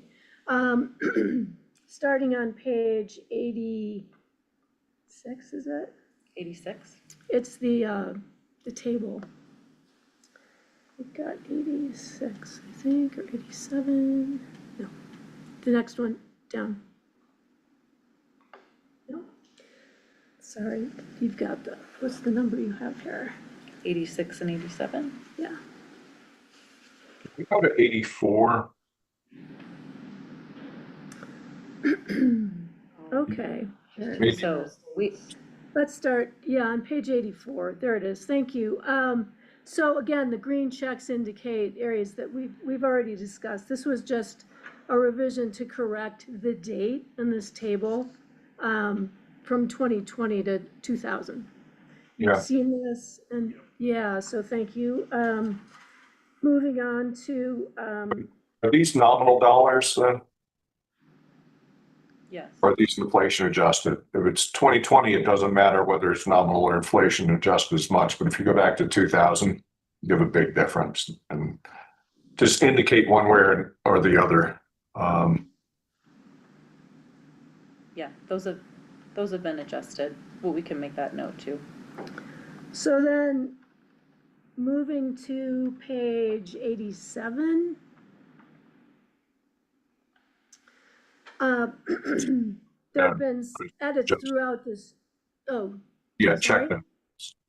I said, if it's just permit data, I doubt that's been inflation adjusted.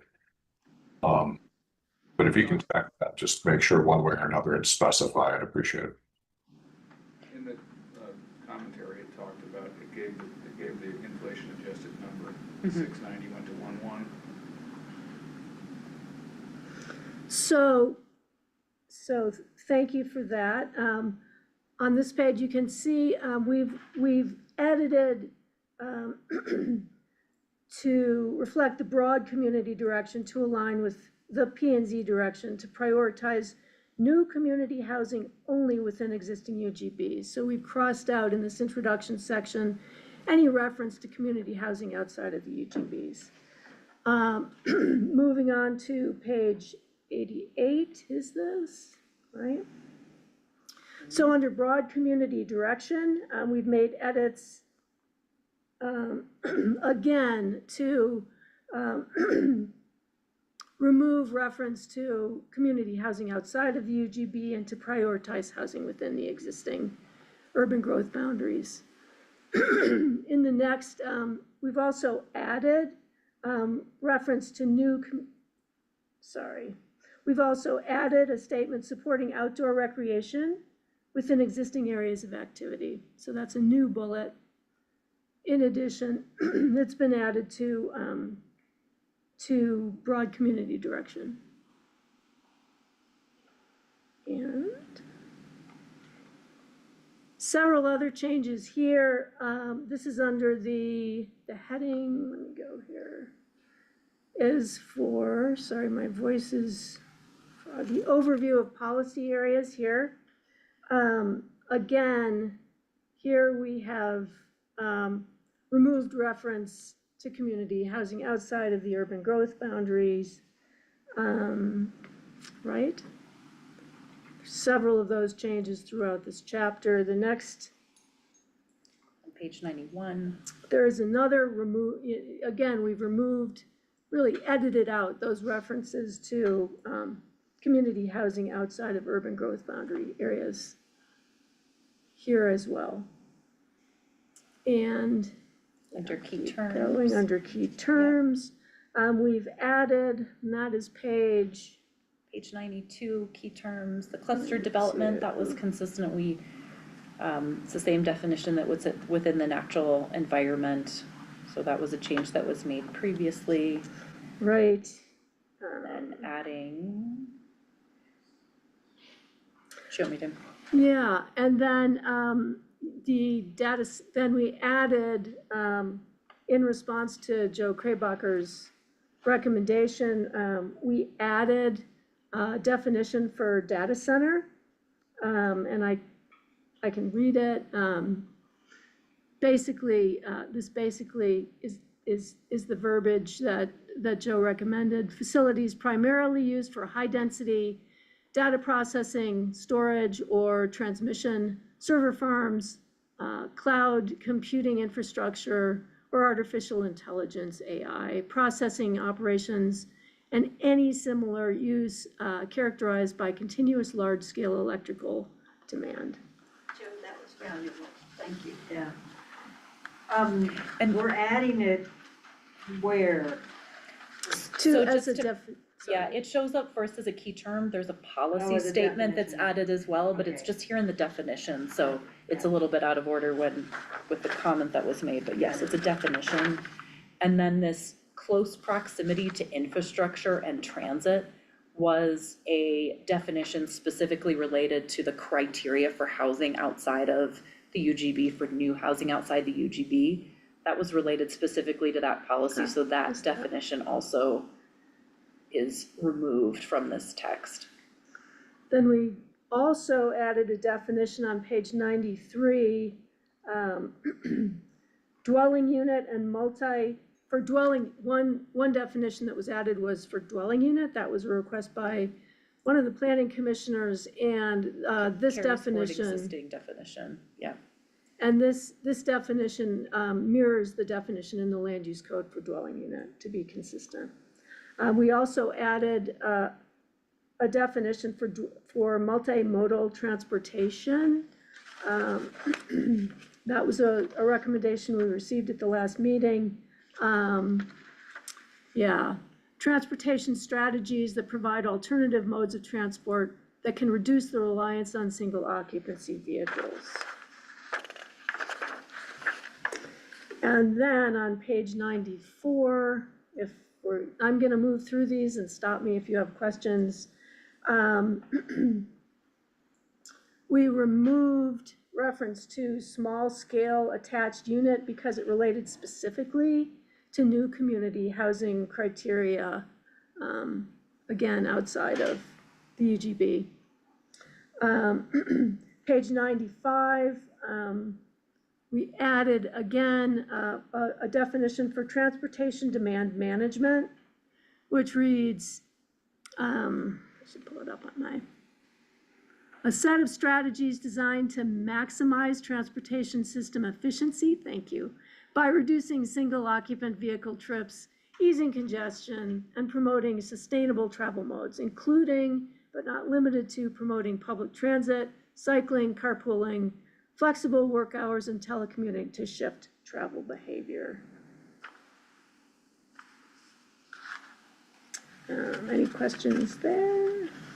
If not, we'll move on to page 96, measures of success.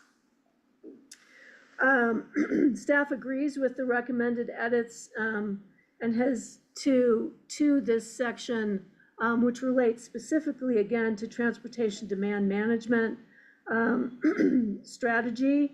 And so we've added multimodal transportation network and utilize effective transportation demand management strategies, right? And then as the right-hand column shows basically indicators, thank you.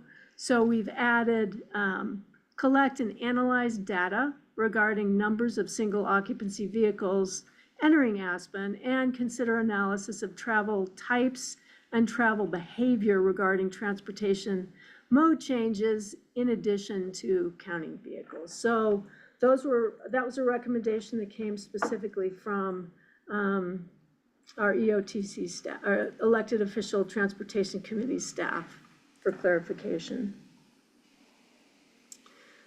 And we'll keep moving on. On this page at the lower left where you say HERS rating scores, could you put an IE in front of that, since HERS is a proprietary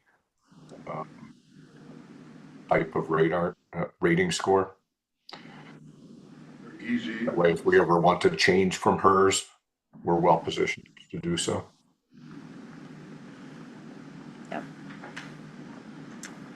Okay. And then section, let's see, 4.1, climate action in the built environment. If we can continue to move through, there's a minor title adjustment that we've already noted. And then that's it for changes there. And we'll continue on to section 4.2, land use. Actually, if you want to go to just that heading, we're going to come back to land use and community housing. This section has some more significant modifications that will probably take a little more time. Why are we asking for residential net zero? Aren't we just asking for net zero? Why are we defining it as residential? That was a specific goal that came from the county commissioners related to, So we don't care about commercial net zero, i.e. the airport? Claim they're gonna do it, they're not, but at least we should add. I mean, I don't know why we're looking for net zero. under Why climate are we action. Finding it, I mean, if there's a new commercial building that wants to knock down the Wheeler Upper House or something, whatever, you know, that's not gonna happen, but shouldn't it be commercial? Why is it residential? I agree too.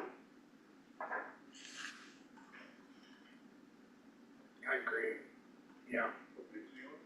97, residential net zero is emissions. we It's, can add that note of residential and commercial. The goal stated here around that reduction from the levels, that's the county-wide, so that's, you know, has that capturing of the built environment broadly, which would be residential and commercial. So it seems appropriate to add that residential and commercial. Call it residential, it kind of gives commercial a pass. good catch. It seems Yeah. like And the there's no, title should be net zero emissions. And then in it, it can say new development, and county goal of residential and community and commercial net zero. So just- Component yeah. residential is, net zero emissions, and then we can speak to residential, we could add that and commercial here. thank you. I think we just got And in we- the habit of saying it without thinking through it. We don't have a lot of commercial in the county, right? It's There's not a lot of city. commercial, and there's statements But around we do have commercial We in the don't- building section. Yeah, airports. Airport Business Center. Airport Business Center.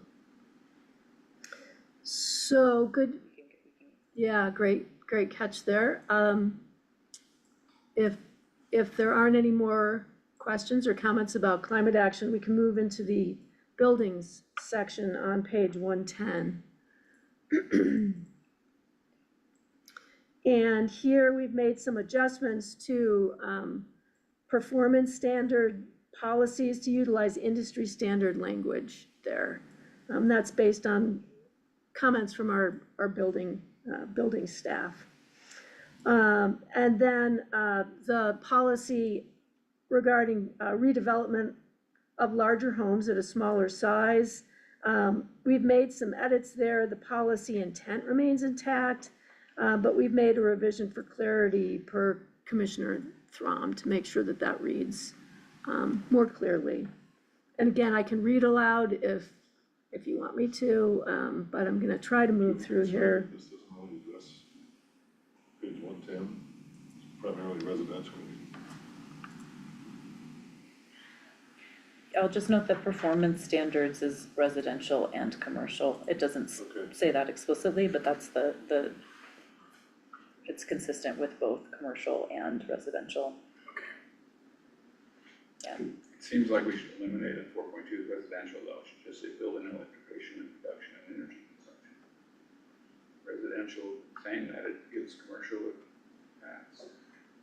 4.2. 4.6. It talks about houses there a little bit, but. Yeah, I would say, so just to start with the 4.2, yeah, having that just say building electrification and reduction. The rest of that is speaking to, we can say residential and commercial. To make that note. And then 4.6 is pretty specifically about residential home construction related to the quick replacement, scrape and replace of homes that are you know, up for a few years and then replaced Right. to appease the next owners. So that is a specific direction that carries through from the feedback we received around large homes and the residential sector. If we can, I'll keep moving through here. Again, on page 111, the policy specific to phasing out natural gas, right? That's been revised again in response to, Go ahead, yeah. recommendation, I think, again, by, perhaps by by Zach.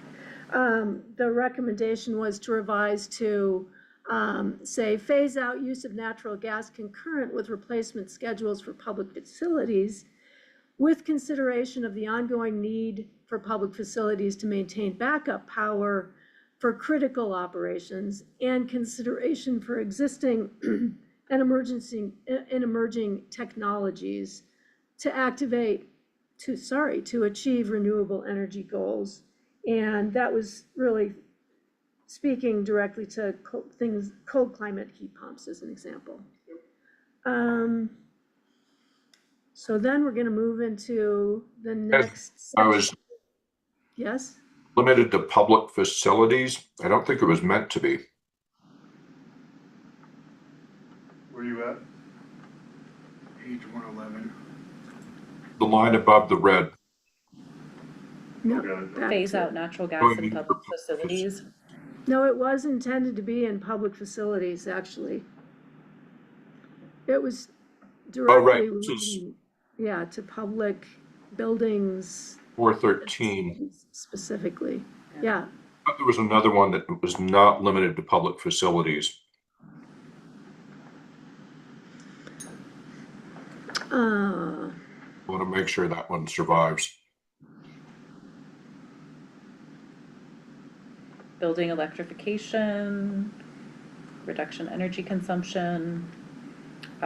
This 4.2, Joe, speaks to reduction in energy consumption, all electric residential buildings, well, residential and commercial, with the edit, powered by 100% renewable energy. Mhm. So that would be addressing that broadly. That's renewable, that's not.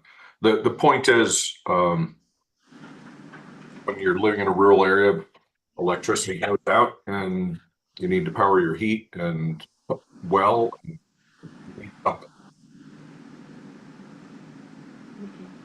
Right now, Joey, We lost you. with the size of heat pumps that are required for all electric, battery isn't gonna do it. Inverter is way too expensive, way too large.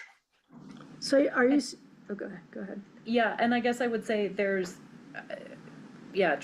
so this direction that's in 4.13 was specific to public buildings to say, hey, if we're really, the county is trying to achieve these climate goals, let's do this first in public facilities. So the statement that was the clarification made is really related to that public facilities, but the recognition that, we're moving to renewable energy broadly is the direction across all building sector, residential and commercial. So that's not precluding the use of natural gas at this point in time, but is moving toward that from a goal standpoint.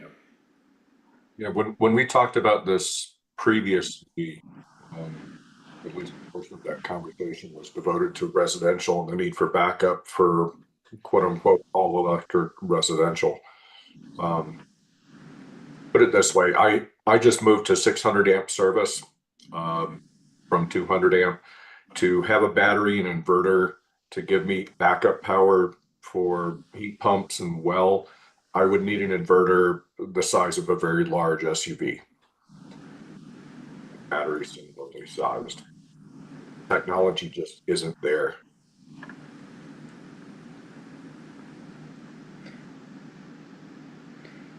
Yeah, and I would say there's no policy that would inhibit you from, having a service that size currently, right? There's It's a building. minimum service needed for a 5750 house. Heat pumps. It's prohibitive to have backup power without a generator. And that's why I pressed this to be more than public facilities previously, to recognize that the technology is not there and we should allow that for residential and commercial if necessary, but not just public.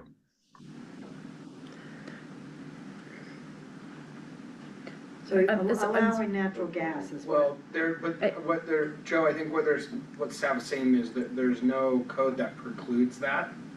So this is just specific to public facilities, only to address the fact that currently with electrification, when you go and scale up a building to a certain size, like the library, and when you get to very large square footage, the technology to, let's just say, heat or power a 20,000, 30,000 square foot building might not, that technology might not exist right now.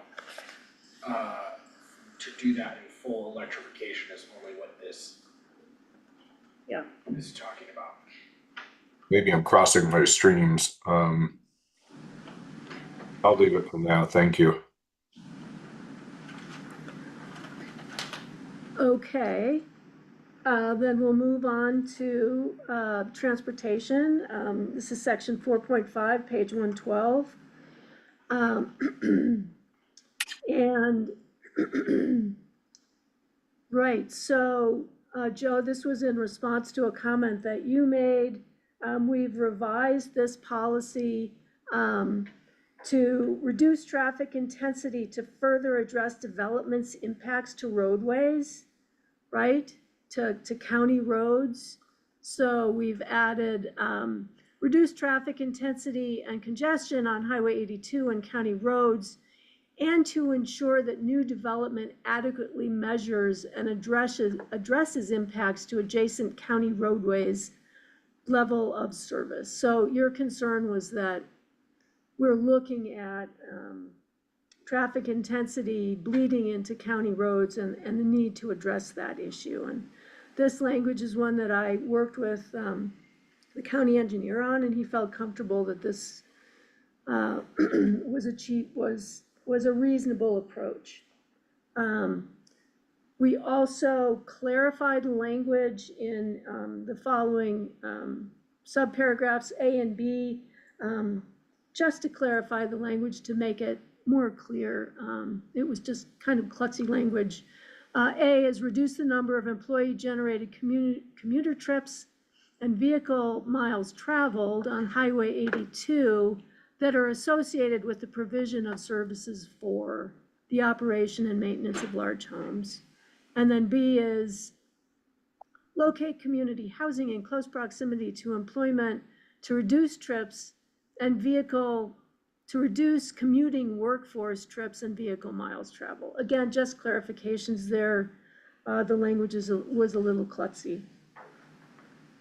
And then under the next policy, multimodal transportation, we added in reference to transportation demand management as a strategy.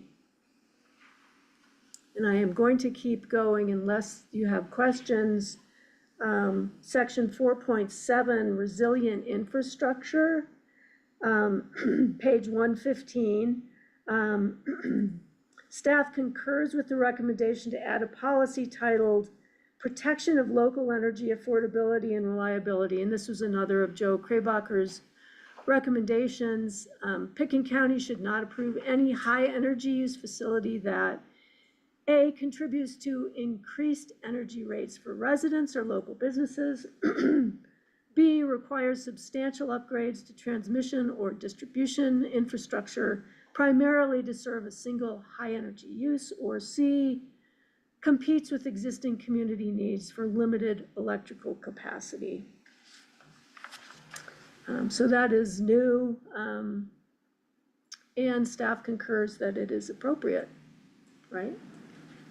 So with that, I'm going to turn it back over to, unless there are questions here, and we, as I said, we'll come back to community housing outside UGBs and some other sections in this land use section of the built environment. But for now, we'll try to move through. We'll come back to those.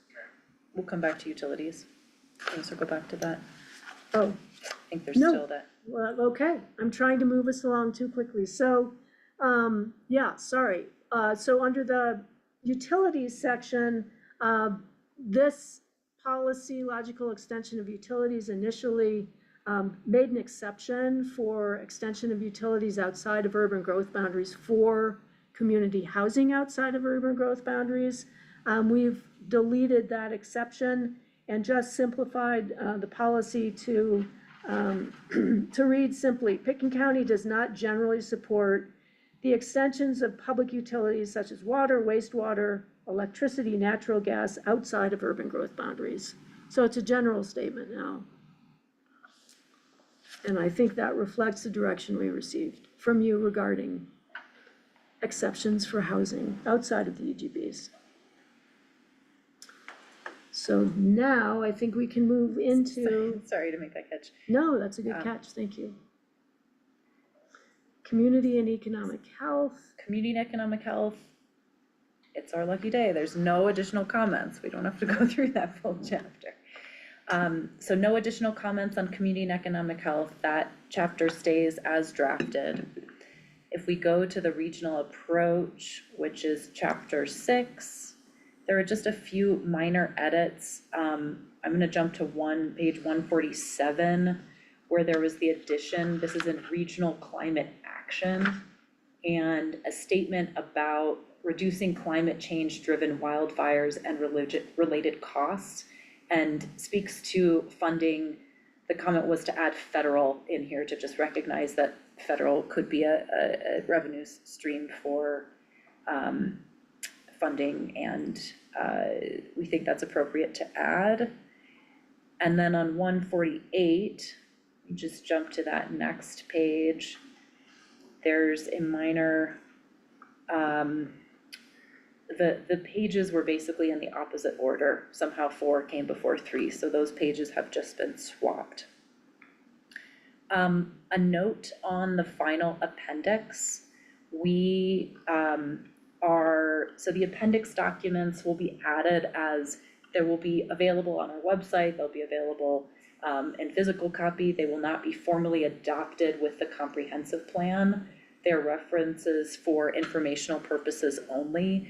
That will allow us, especially with that implementation matrix, to be able to make updates to that on a more agile basis, and use that as a tool to periodically track and add things to that can be used as direction from the planning commission to staff as we move forward through the implementation. So just a note on the appendix, informational reference, not adopted, but helpful just to track what we've been, the different reports and efforts that have gone into the drafting of this document. In addition to what's on the screen here in the black text in red, so we're adding 2 different additional reports. One is the community housing policy development, that's again just that capturing that point in time related to the community housing policy. We can revisit that, which can happen in the future. And then we've also added, at the suggestion of Glenn Horn, a currently adopted master plans matrix, just to make it really clear about which plans are adopted and relevant. So a tool for staff and a tool for the planning commission. What else in here? I would say there was a variety of additional suggestions that came from Commissioner Krabacher related to data centers. We made comments in our memo about the actions of there that would be appropriate to move into the implementation plan. I would note that on the data centers, we're tracking a variety of state bills related to data centers, one that just got killed, but that are generally putting more restrictions and environmental restrictions around data centers, in addition to looking at the thresholds for high energy use, which is one of the bills has it at 30 megawatts. So we're kind of tracking what those thresholds are for high energy use and looking at what that may look like related to those types of facilities. What else on implementation? Supplemental reports. Maroon Creek Caucus suggested removing this housing appendix and not including it as an appendix to the plan. And again, staff thinks that it's an important piece to capture just the trail of work that's been done related to the engagement, community conversation related to community housing. And, you know, again, it's not adopted with the plan, but is a helpful resource that we can go back to. And why include an appendix if not adopted was another question that came through. I think I've covered that again, useful as information, a reference to the public and to staff to identify what different reports and research has gone into the policy development. I think that's it related to the implementation and supplemental reports. Any questions there about the supplemental reports or appendix? Okay, then let's jump back into land use and just go through those last sections that had. Yeah, So I'm gonna jump back to 99, which is the land use comments. yeah, so, this is policy, 2.1.1, land use is a reflection of community values. And basically this policy, the intro paragraph, the last sentence says, support a land use pattern that reflects Pickens County's community values and provides the following community benefits. We have removed subparagraph F, because it was suggesting support for targeted development of community housing outside of urban growth boundaries. So for now, we've removed that subparagraph. And then we covered this change at the last meeting, but we also, updated the title for intensity reduction outside of urban growth boundary areas. And that was a recommendation made, I think, by Doug Throm. Clarification there. And then moving to page 100, is that where we are here? Have I missed anything? That's it, yeah. Yeah, moving to page 100. Function of caucus master plans and comprehensive plan. Right. Right, so there has been a fair bit of conversation about, Sorry, don't slow to get this. no, do not Would you go apologize. back over the reason for changing anything in 2.1.2? That's not being removed. It's not being removed, the title is just being changed to intensity reduction outside of urban growth boundary areas. I'm sorry. To be consistent with, I think it says that within the policy, outside of urban growth boundary areas, so that policy remains, but just the title changes to be reflective, more representative of the text. Thank you. There's so much here to follow. I appreciate any questions for clarification. So, section 2.1.5, function of caucus master plans and comprehensive plan. There's been a lot of conversation about this particular policy, and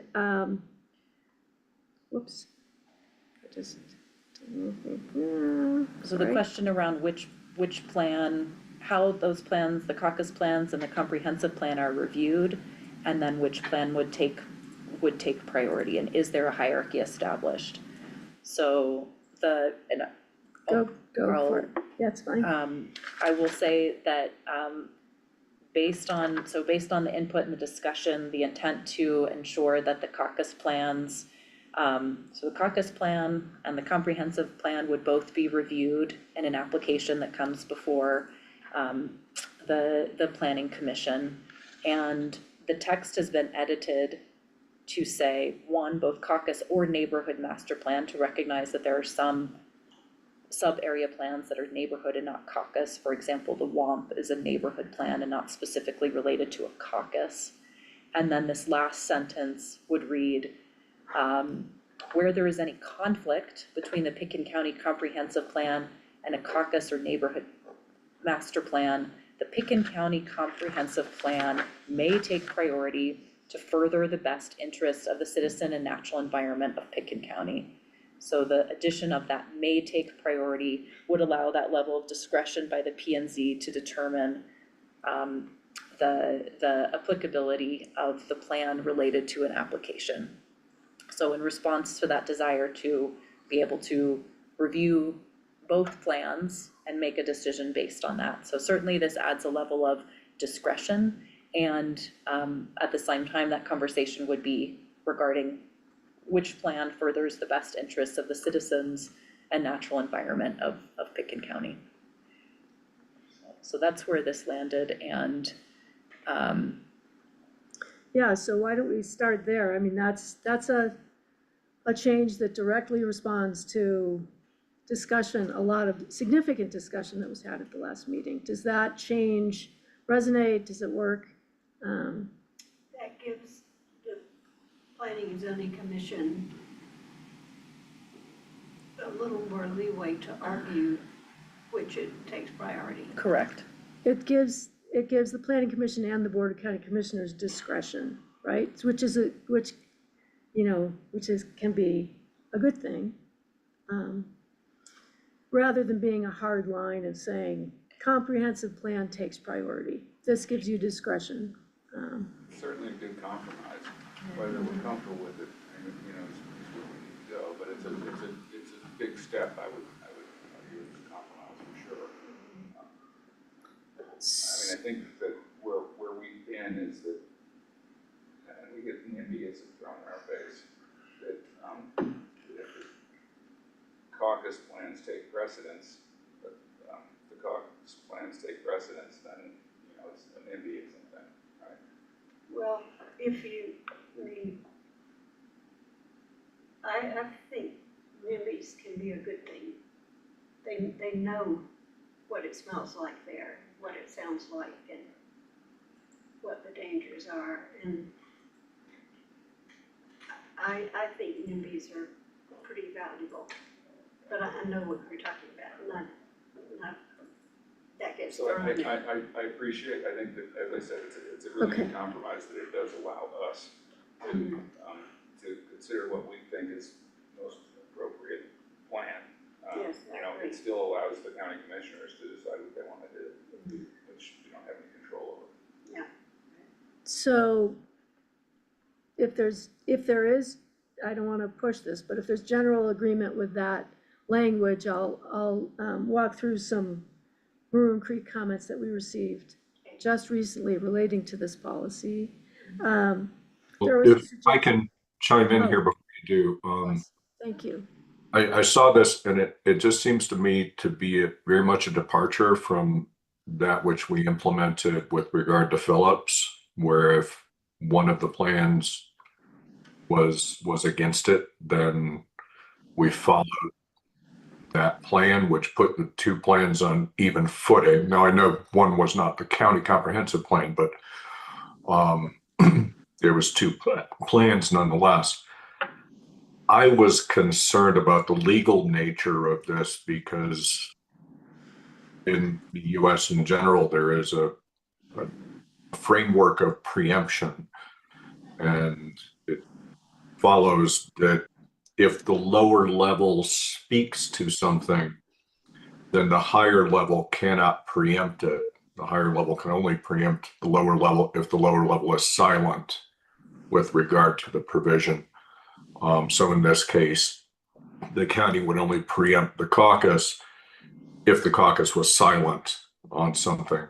Now that's a legal principle, so I thought I would throw that open to Rye in my comments. And Rye, I would be given comfort if you've looked at this and have given this a pass on the legal side, but I'll pass it to you to reply. Sure. I have looked at this. I think it looks pretty good. When I was considering this, I was generally guided by the Pitkin County Home Rule Charter and the language in the charter regarding master plan documents that are created by caucus areas.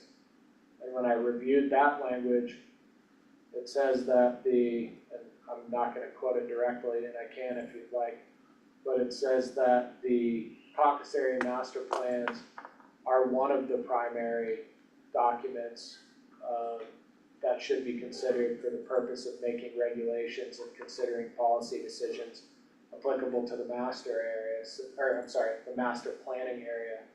I think this strikes a nice balance between recognizing the primary function of the caucus master plans at the same time as recognizing that that language in the home rule charter does not say that the caucus area master plan is the primary document, but one of the primary documents. I haven't thought about the context of this language as it relates to something like state or federal preemption particularly, but of course there's areas of shared interest in both of those doctrines and areas of exclusive preemption versus not, but I don't see a concern with this language as it relates to preemption. So the short answer is I looked at this most closely as it relates to the Pickens County Home Rule Charter and trying to strike a balance between the master planning function of the caucuses and the requirements for the Pickens County Comprehensive Plan as are passed down from the state planning statutes. Thank you. Great, thanks for that. Can I ask a question? So Joe, were you also talking about where there's like a specific areas master plan goes either into more detail or addresses something that's not actually addressed in for example, the comp plan? And were you suggesting that maybe more weight is given to a caucus master plan where there's specifics that are addressing something that's not really addressed in that kind of detail in the comp plan? Or maybe I was reading too much of what you were saying. So my reservation that I asked Rye about really revolves around what is the political status of a caucus in the home rule charter, this whole area. I'm not sure what the entity level is.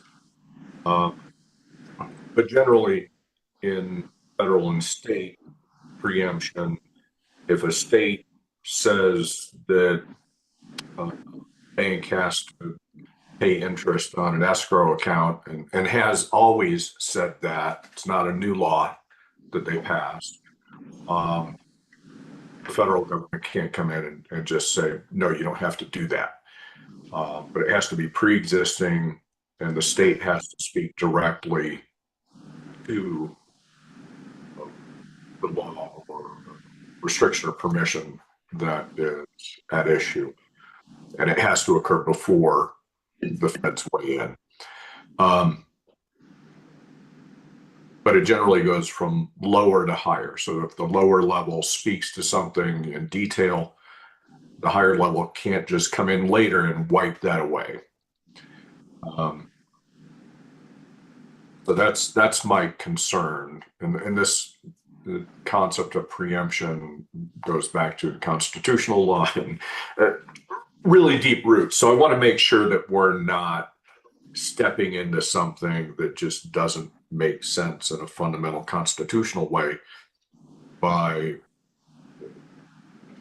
taking this more subjective approach of furthering the best interest of the citizens and natural environment as it's written.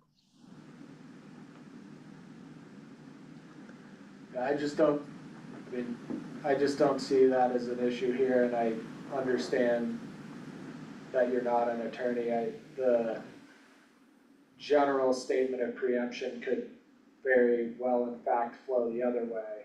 A higher, whether it's the federal or state, could preempt some kind of local action too. So not to disagree with you, but I think the reverse can be true as well, that a federal or state mandate can preempt a more specific local regulation as well. So there's so much interplay there that it's hard, as Joe was saying, to sort of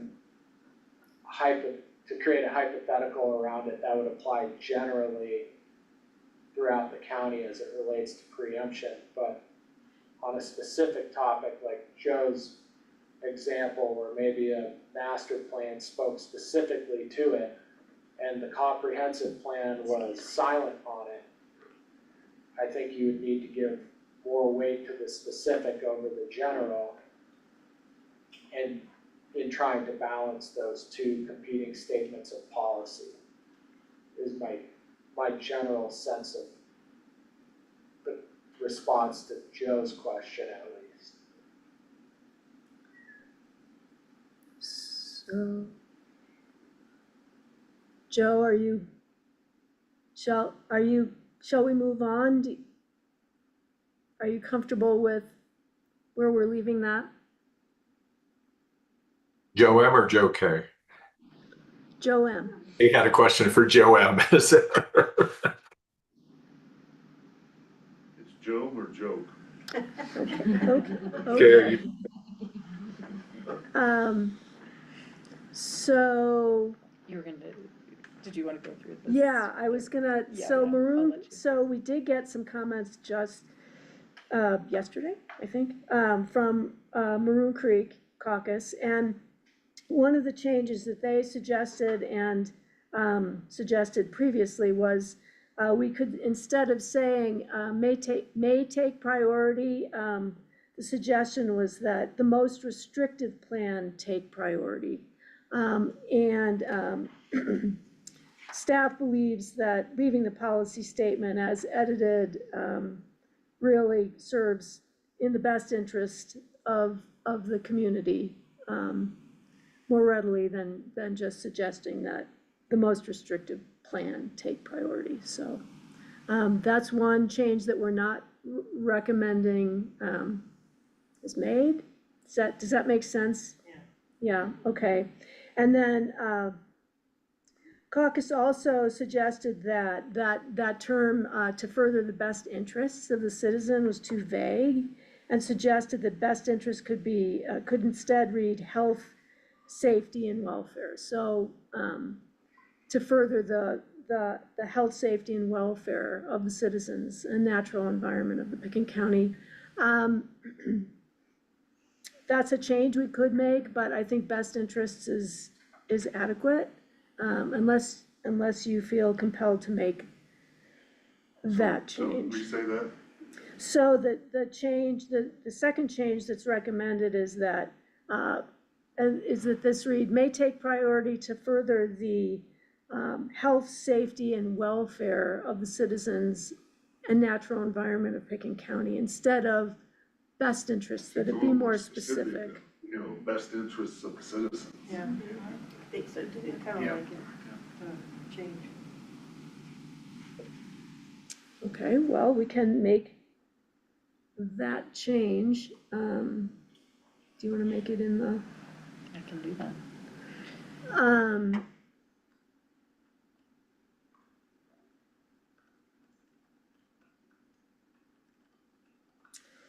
Right. Then, take that, best interest, okay. Then we can move into the, unless there's any other question about caucus charter, I think we'll move on. Caucuses that relates to the home rule charter, we'll move on to development standards. This is another comment. There's some additional comments that we received from the Maroon Creek Caucus. On page 99, policy 2.1.1 land use, G, under land use patterns. Are we there? We're there. Right, recommending, and the caucus is recommending that this policy be revised to prohibit new commercial uses in the rural area, noting that determining compatibility with rural character as an undefined term and one of the criteria for approval would be too subjective. Staff recommends that this policy remain unchanged, as it's really intended to recognize the potential for local serving and/or small businesses that could benefit the community outside of the urban growth boundary. To completely prohibit commercial uses in the rural area, new commercial uses, seems draconian and really not looking forward to potential that may be there to benefit the community. Well, What's an example? yeah, There could be, let's see, some cottage industry perhaps, or, The Crystal River Master Plan, for example, speaks to a variety of support for small local businesses that are, Yeah. cottage or out-of-house industry in their area, which is certainly not within the urban growth boundary. So this, a statement that would say no new commercial uses at all would be in conflict with a variety of caucus master plans that speak to limited amounts of commercial use. It could be something like a small garden or someone growing some kind of plant that then they can make into a useful product or, you know. Agricultural, commercial activity, Yeah. small scale.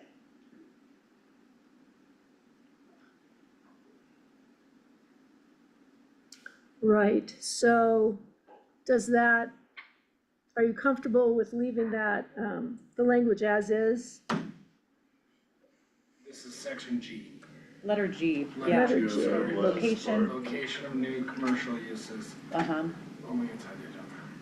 unless the size, scale, intensity of use, outdoor lighting, traffic generation, and noise are compatible with rural character. Within the adopted urban growth. And there's some, And the suggestion for changing that What's the was, last part, it's gonna be outside the UG. the suggestion for change is that, new commercial uses, be prohibited outside of the urban growth boundary area. I mean, In if we're rural areas. prohibiting employee housing outside the urban growth boundary, then why is it draconian to prohibit commercial uses outside of the urban growth boundary? There are areas zoned for commercial use Right. outside of the urban growth boundaries. Yeah. And there are existing Specific. commercial uses. Time to rezone. Yeah, And someone who has a small sewing repair business, you know, out of their house. Yeah, or they have There's a- a- That could be there's- home I mean, you have the home There's a occupation lot of office. home for occupation. reasons. Right, No, I and that understand. would be different, but but in, You're permitted to have a home occupation Sure. business, and it's limited, right? You Yeah. can't Yes. have an employee, I don't believe, you can't have, yeah, and that's already specific in Yeah, the code, it's so already it's basically an specific. allowed use as long as you meet the standards of a home occupation. So yeah, those are accommodated for, but in theory, zoning does control use, commercial use. And that's a tool that we have already in place. but I think what we're talking about here, though, is gonna be commercial uses within a residential zone district, right? Because we, like Suzanne was just saying, we do have some commercial zone districts that are in the county. there are commercial zone districts, and I also would say there are, I mean, again, there are zone districts, I mean, say a residential zone district, AR10, that allows certain types of commercial uses as accessory, you know, with Right, like the some landscaping firewood. business we've Yeah. seen down, Outfitters, down Valley on horses. the highway. So I mean, again, you'd have to dig into the zoning, Right. which again is sort of what prescribes what uses are allowed, and then there's a determination of does it meet that zoning or not. I don't know, do we think the unless part is too big of a loophole? I don't think so. Like Suzanne said, I mean, for the most part, again, to add, just those uses would be subject to special review. yeah, Again, if you're, say, a landscaping business that's operating wants to have a Right. lot in You're the gonna- yard, you're gonna yeah, go or through that. greenhouse, yeah. process. I think the special review process is stringent enough, I guess. Okay, is general agreement there, or shall we make a change? Are you good with the language as is? Okay, thank you. I'll keep moving us along, we're actually getting through this. Also on page 99, that same section, Maroon Creek Caucus made a comment about Letter H, right? letter H, and that reads now, location of new development in areas with sufficient infrastructure and service levels to maximize the utility of funds invested in public facilities and services. And the question was kind of what does this mean?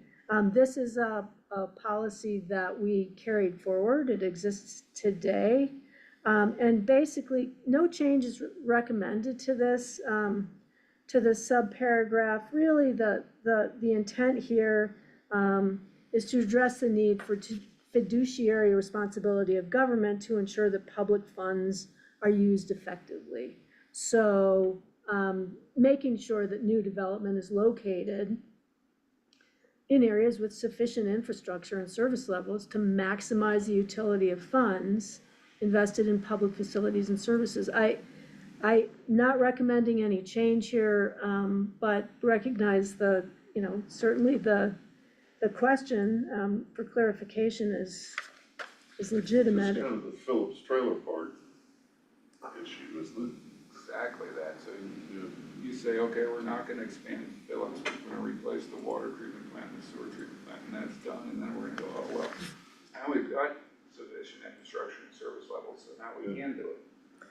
That's, Well, I mean, Phillips is one, sure, there's that, but Phillips is, we've moved on from, right, that's gonna happen or not, but it's the next one. it's really, looking to, as a broad statement, not focusing in on Phillips.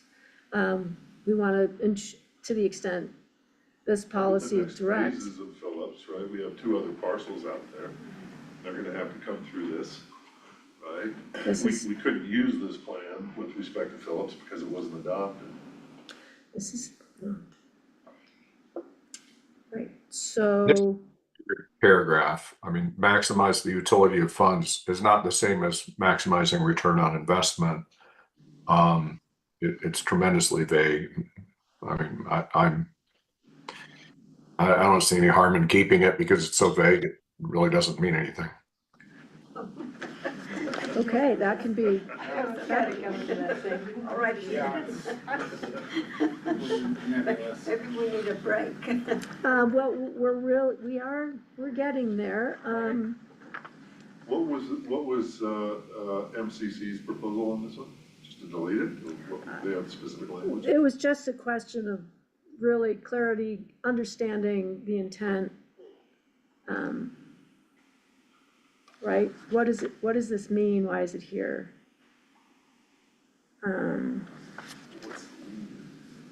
Yeah, I don't know. Also talks about the investment in public facilities and services, not Phillips. I don't know. Well, the lead-in, I guess, is under 211, right, where it says, support a land use pattern that reflects Pickett County's community values and provides the following community benefits. Yeah, in theory, this is. Location of new development areas with sufficient infrastructure and for service levels maximize, whatever ROI. It's But the benefit of the. it's not ROI. Anyway, it just as an economist, this doesn't make a bit of sense, but.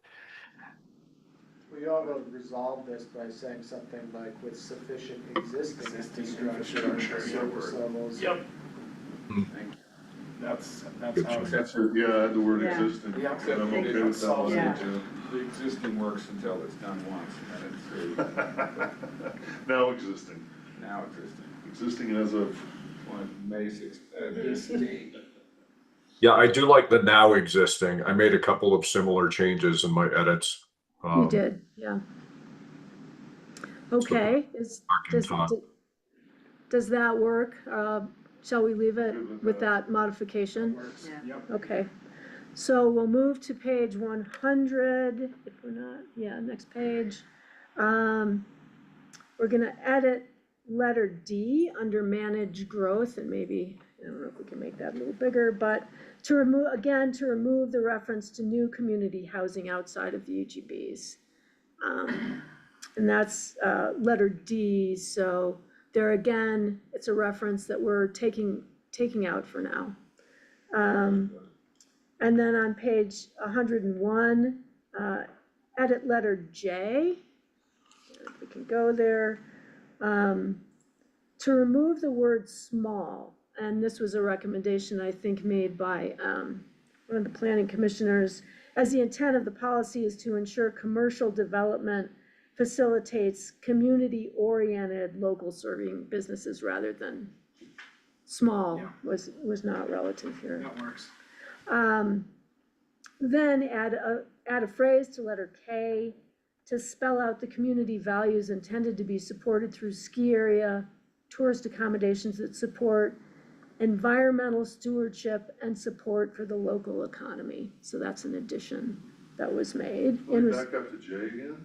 So is J, both in the rural and, support commercial development that facilitates community-oriented, local serving, local-based businesses? That's not limited, right, to. I mean, it falls Correct. under the managed growth, which is Yeah. addressing both So growth, rural and right, growth urban management growth boundary. broadly.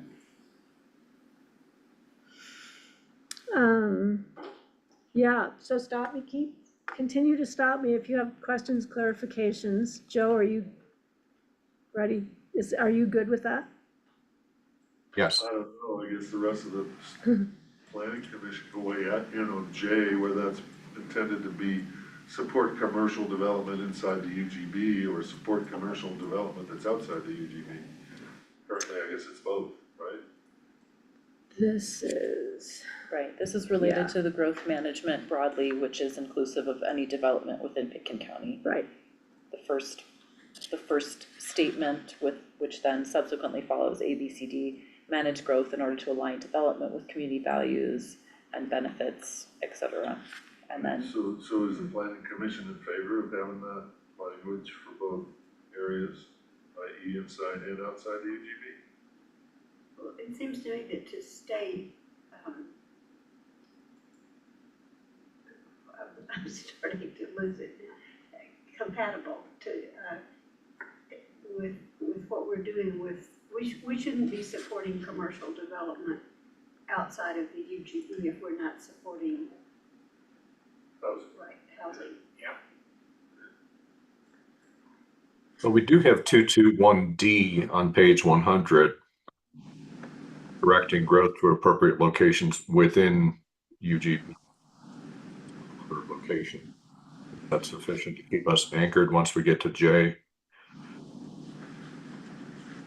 Okay. And I do think this is similar to the last conversation about, It's the same Right. thing we just talked there are about. areas outside of the cottage urban growth industries. boundary that would allow for Like the- certain types of commercial uses Right. that are specified under zoning and either are a home occupation type or something that might require special review. So you want to. But those uses are specific to what is determined to be potentially appropriate in the zone district, so. Small scale commercial And- development? Well, they just took the small part out. Could be a farm where you need a lot of room, or greenhouse, or. Was it there, where was the other standard that we were just going through that had a whole list of, It was the the new page commercial before, on and then G, location of size, new. scale, intensity of use, outdoor, Yeah, all those yeah. things. So, maybe I haven't studied this closely enough to know if, so is 211G then carry over into this, what we're talking about in 221? So the Should 2-1. we have similar standards if it relates to commercial?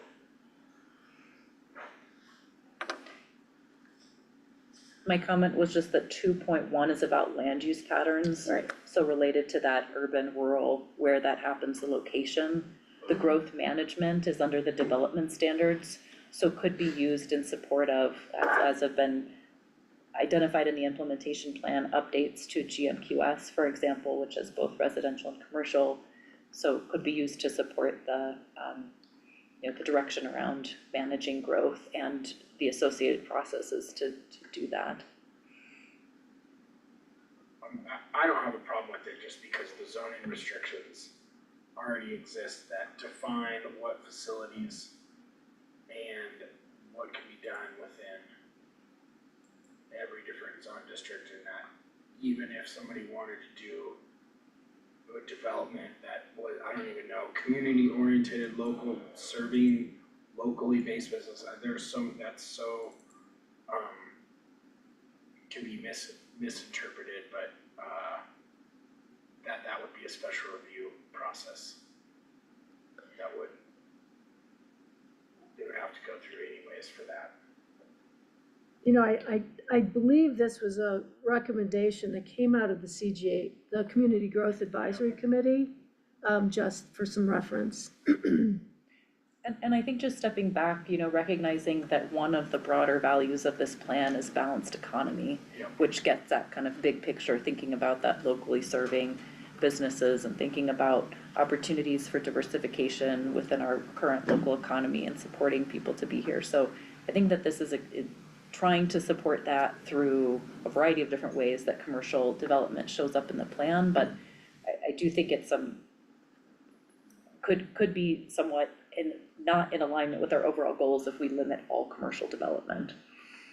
No, I think that what, I don't want it to be large scale, I don't know, you took out small, but yeah, small is not really a great way to define things. Mm-hmm.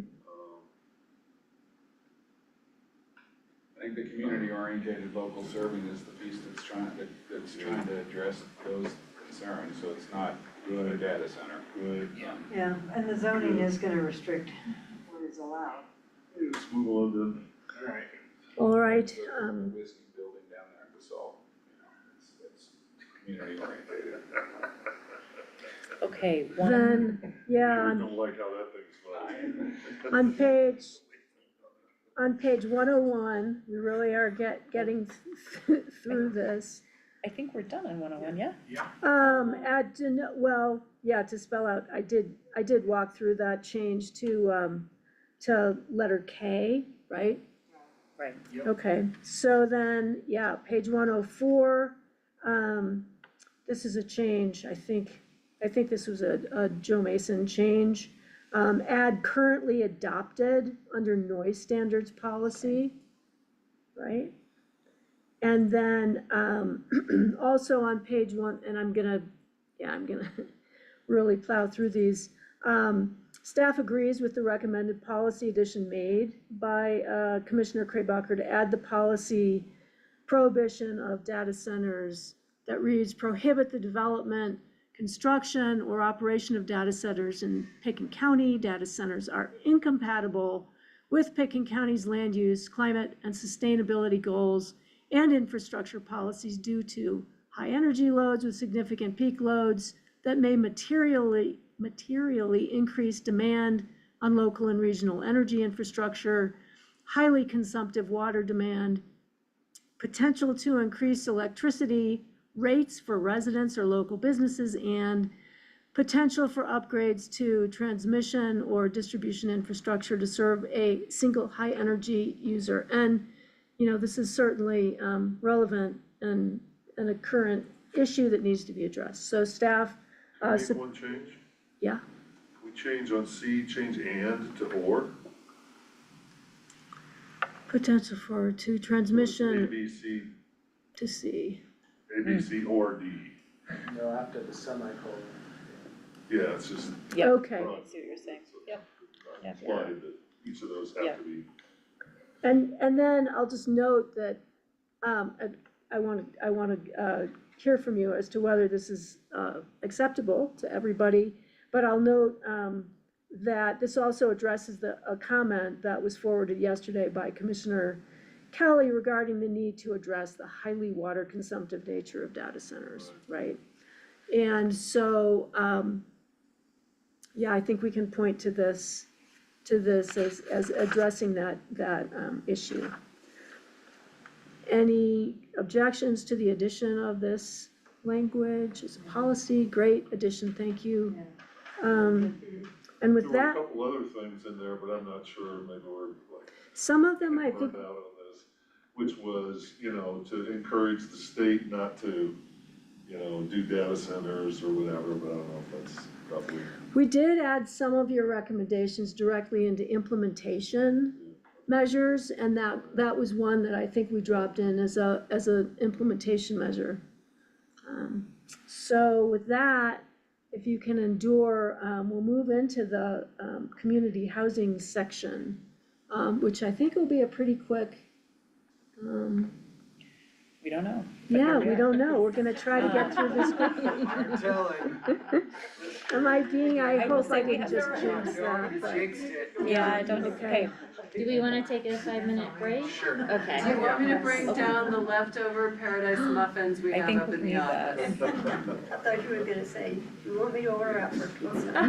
That would be Yeah. another option, but we do have It's a good large thing you tray. sat over here. And we're so If close. anybody needs a little substance. Oh, I'm You sure can still she do that. wants Go grab it or you stuff got like it? And I do see we, that. or do you all wanna? So we're gonna take 5, we'll Yeah. be back at, Yeah, let's do that. Yeah, we're moving in the right 7:32. direction. 7:32, back at it, and we're gonna, this is the last, I think this is the last section that we're gonna cover, so, Yeah, there's 3 more comments. yeah, we are so close to being done, yay. Yeah, except for the future land use map and what else we got to do. That's coming, And that, the- you know, we'll, the amendment. we've got that, Right, 'cause that's it, the future land use map. Yeah, I think that's good. And then we'll start working on the 3,000 plan. It's the 25th. Yeah, the 2050, we gotta start moving into the 3,000. Start now. 3,000. We haven't done it, John. Yeah. Better get on it. Yeah. Skip 2,100, just go to 3,000. The quasi-judicial nature of the review of the land use applications. All right, Joe, here's a motion. So, water rights, right? Yeah, So, do you want to put like, that's it it. pertains there. If you want a bunch of water rights. You all, I've been trying to. Let those flow down. I'm still capturing it, I'm capturing it here. Water rights. I mean, I think helpful to have it just on this like. Yeah, yeah. Plug in what it's- Potentially, yeah.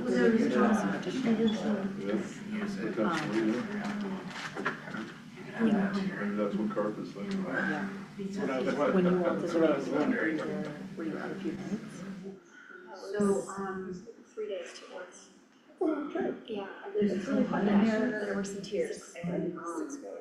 Sixth grade. so when they, Like, backpacking in between, or just like base camp? you do your homework.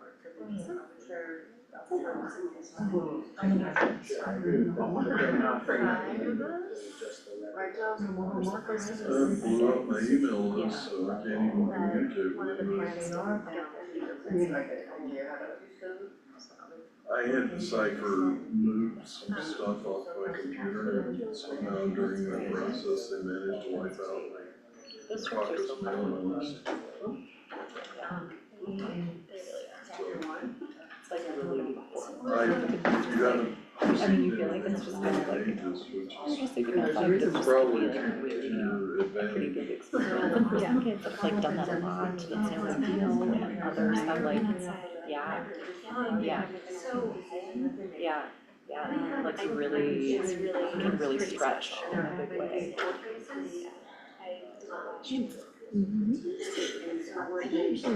Look, there's muffins if you me down. there are muffins on the table. To bring. To keep us awake. Like flow down there. And then you pull it up. As long as somebody doesn't grab it. Well, that, I don't know how, that works. You know? Do you want me to grab I a used milk? to be my We're almost job. done, I'm gonna power through. And you know that it's so much joy to the whole family. Yeah. Like, for us, and wow, 5:30 years ago. Dropping off That's crazy. at a And so McLean we Flats. have So we have one more minute. McLean As soon as Flats. it's like 12, so it's like. down in Woody Creek. Okay. Right. And then where the flume is. It's all variety. No, there's a handful of ones. Good, You I know? mean, we are good at that. Sometimes you I know, it is challenging, we said it, we're getting there. You know it's bad when it comes. Oh, that felt so good. Flows pretty consistently. I got a yoga mat, I will try to bring it, and I got some yoga cards. Yay. Okay, guys, it's 7:32, we're gonna get back at it. Yep, Sorry. yeah, grab a snack if you need one, and listen, I'm not sure. Rah, All right. rah. 1, 2, 3. Monty's ready, we're back. And we're back. I'm gonna jump us to page 106, which is on community housing. So some minor edits just on this first page that's on the screen right here. Using the term workforce to speak to affordable and workforce housing as opposed to the term attainable housing, just to clarify the type of housing. On the same page, the definition around affordable housing and employee housing, the edit is to clarify that there are a variety of different types of restrictions that may be placed on specific affordable housing that may be beyond a deed, such as an income restriction or other types of guidelines that may be in addition to just a deed restriction. So that edit is just to make that affordable housing definition more accurate to the broader types of affordable housing that are in the county. And again, that's just a definition. I'm still on page 106, a few minor edits here to speak to expand the availability and supply of community housing, promoting strategies to do so for the full range of individuals. So the addition of full to be more broad in its statement. And then again in 3.3, just removing that deed restriction to just speak to restricted housing. Again, that's a statement related to preserving existing community housing. So then in the blue box, In the blue Yeah. on the box, bottom where it Yep. says, it still says employee housing, do you wanna change that header? It says attainable housing or employee housing, change it to workforce, or you gonna leave employee in there? It's the white- orient it's me. the white header that's in the blue box on the bottom paragraph. Affordable housing, Here. affordable or employee housing. Or workforce housing, we'll change that to workforce. Yeah, you changed the employee elsewhere, I was just wondering if you wanted to change it there or not. Yeah, we didn't change, we just changed attainable housing to read workforce housing. So I think appropriate to still keep that as affordable housing or, The question is employee housing, I think, was the piece of the phrase that I think I thought, is that what you were saying? Yeah, that's right. to move that to say workforce housing. Yeah, or, I don't know, That's it seems like affordable you housing were or workforce elsewhere, housing. just moving the term, removing employee and replacing it with Workforce. a little. Or the other. Sure. Yeah. I think that the employee there's other pieces associated with employee housing, but we can make that, Yeah, fair enough. we can make that note, like employee it's housing fine, impact right. fee. So, okay, Yeah, or community housing, I don't know, just, you you use community housing throughout or whatever. yeah, and so community housing, so this, in the blue box, just for clarity, so community housing, the definition is up above, Right. which is specific, which is Yeah. community housing would be inclusive of free market and Right, restricted housing, right? This Right. community housing, the intention of that word is to use that housing could be inclusive across a range of incomes and across a range of types of housing. Whereas the affordable or employee housing is a pretty specific term that means different things within our code. right. Because that's either affordable housing in an age zone district or employee housing as related to a impact fee. So the intent there of including those definitions is just to make that distinction. Yeah, Does that, and does these that are, help? these are restricted, whereas community housing is not necessarily restricted, so. Correct. On 107, the same thing, there's just a little note of taking out that deed restricted, omitting deed restricted and just saying restricted homes, recognizing again that there's different ways to restrict housing. 108, here's where all of the majority of the discussion has been related to the housing section. I think again, just important to note that the rest of the section 3 of the community housing related to all sorts of policies, right, are remaining in the plan. But the change in this 3.14 related to community housing with consideration for urban growth boundaries. Again, per the direction from the P&Z at the last meeting related to the community input, is that this policy is edited to prioritize adding density and new community housing within existing urban growth boundaries.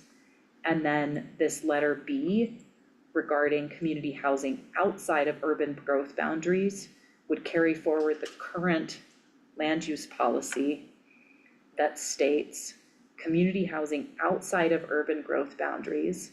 So community housing outside of urban or suburban densities is not encouraged outside of urban growth boundaries if it promotes sprawl or other development inconsistent with this or other policies related to the county.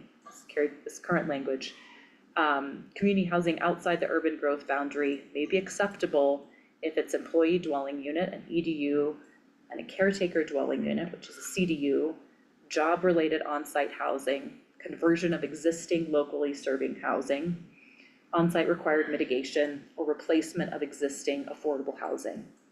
So those would be the conditions under which this policy would be edited to include this, so that those would be the conditions under which affordable housing, community housing outside the urban growth boundary would be appropriate. So again, this would be not a change. This is carrying forward what our current land use policies are, current policy direction as of today. And this is to address the fact that these are, caretaker dwelling units as a reality aren't always within urban growth boundary areas, right? Mitigation housing on-site, work-related housing may not be within an urban growth boundary area. Mitigation housing may not be. So this is just reflecting, Current conditions. accurately reflecting current conditions.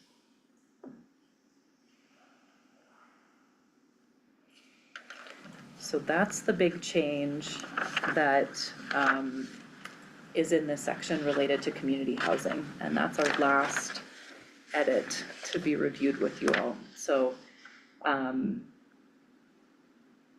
feedback from the commissioners related to the edit on that 3.14B. Does this statement, again, carrying forward that direction to prioritize housing within urban growth boundaries?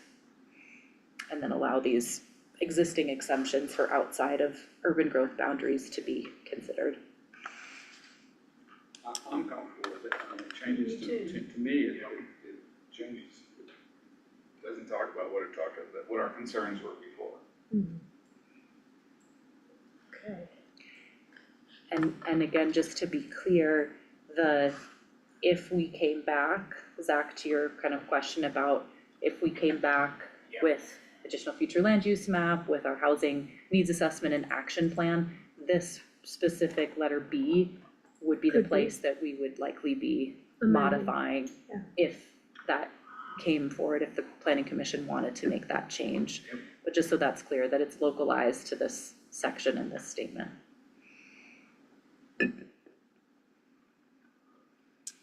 And so if is that section as revised acceptable to the planning commission? And if yes, then, We're getting the gavel. okay. It's a big deal. Then we can go to our slide, or next slides. Yeah, and there may be There may other be, comments in the room that counts. yeah. True. public hearing. So we're gonna open it up for public comment now. I guess Comments are limited to 20 seconds. Since it is a little late, we're I'll gonna, make we I'll are make my gonna limit space public available comment. just a bit. You are the hardy ones. Please come on up and state your name. Who wants to go first?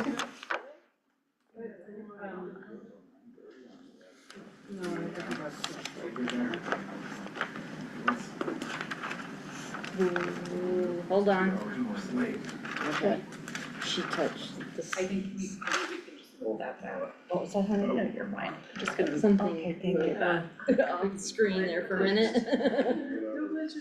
Joe, can you still hear us? Mason? Yes. Okay. Alright, good. Hi, again, for the record, my name is Toni Kronberg, and it's pretty incredible how well this document's been done, the wordsmithing, the amount of time. So I applaud everyone and congratulate everyone on it, and hope that you get it passed tonight. There are some specific comments I'd like to make on the transportation and mobility, and it's basically wordsmithing. And it has to do with probably the thousands of meetings I've just attended on transportation between the city of Aspen and Pickens County and about 12 other different committees. But so it'd be section 5 on page 112. And the very first one, it says, reduce traffic intensity, identify and implement strategies to reduce traffic intensity and congestion on Highway 82 and county roads. What part of Highway 82 are you referring to? The elected officials transportation committee just had a mini retreat. They spent almost an hour and a half on what part of Highway 82 is the elected officials transportation committee going to govern. And they haven't really made that full decision yet. I think they're waiting for Roddy to attend the next meeting to come up with what part of Highway 82. Is it just within Pickens County? Is it down valley? Is it the Roaring Fork Valley? Then the second one is in the same section, 5.1 in B. It says locate community housing in close proximity to employment to reduce trips and vehicle. I think that you should add locate community housing in close proximity to employment and public mass transit stops. And that's been a key point in almost every housing development. How close is it to mass transit? Then the next one would be in section 5.1A, reducing single occupants in vehicles. You're talking about promoting walking, biking, vehicle sharing, consolidated trips, and other alternatives. Again, I feel that you should put public mass transit in there. The wordsmithing that's going on right now with the entrance to Aspen, with the airport modernization, with the 21st Century Transportation Coalition, Snowmass, the elected officials, these words are really important. And then the next one is encourage public transportation, that's B. It says support accessible, safe, efficient, environmentally sustainable. Reliable is another key word that they're inserting into a lot of the documents. The next section down C, the same thing, if you could add reliable. Then on 5.3, it says Highway 82 traffic flow and safety, coordinate with the Colorado Department of Transportation to implement the existing Highway 82 Access Control Management Plan. And I believe implement should be changed out to say plan. Implement means implement what the control access plan is right now, and no one knows if that's gonna change right now because of the lumberyard housing, the airport, the multimodal transportation plan that's gonna go into the ABC. And then I don't see anything in here about Brush Creek Park and Ride, and I think that that's an important component. Pickens County now owns it. It was conveyed to them by the Colorado Department of Transportation for $10, and that's an integral part of transportation. And that, I think that a paragraph in here would be great to say to support Brush Creek Park and Ride as an intercept lot for both Snowmass and Aspen. That's the stop point, is for people going to Snowmass or Aspen. And then the very last one, this is a little bit maybe complicated, and then if you can keep your words consistent when you're talking about multimodal, in, let's see, which section is it? You've used the word intermodal, and intermodal refers to movement of goods, where multimodal, it refers to movement of people. So all through the document, you have multimodal, but there's two sections in here where you use the word intermodal. So I think that should be consistent. And then when you talk about the definition for multimodal transportation, I believe if you use the definitions in the Federal Highway Transportation Plan and of the Colorado Department of Transportation definitions, that you'll come up with an accurate definition of that. And then the very last thing is that you have support passenger rail, number J. And there's been no studies done on light rail, and it states in your paragraph, as such time as alignment, infrastructure funding, and regional stakeholder coordination is available. And you wanna support passenger rail as a local or regional transportation. Regional makes sense, but going into Aspen, that's local. Nobody studied that yet. They're not studying it in the reevaluation because it's a non-doable. So I would just recommend just take out as a local or regional transportation, just leave it. And then when you get down to aerial tramways, gondolas, what's interesting is with the aerial tramways, gondolas, you speak about corresponding parking needs and availability to ensure impacts to wildlife, visual and scenic resources. I believe that should also be in passenger rail, because passenger rail needs the same parking areas as a gondola, because they're the only two mass transit systems that are in the elected officials' transportation definition of what mass transit is. So with that being said, that's, but it's incredible, like this just little part right here, but I appreciate everybody's work. Thanks, Tony. Thank you so much, thank you.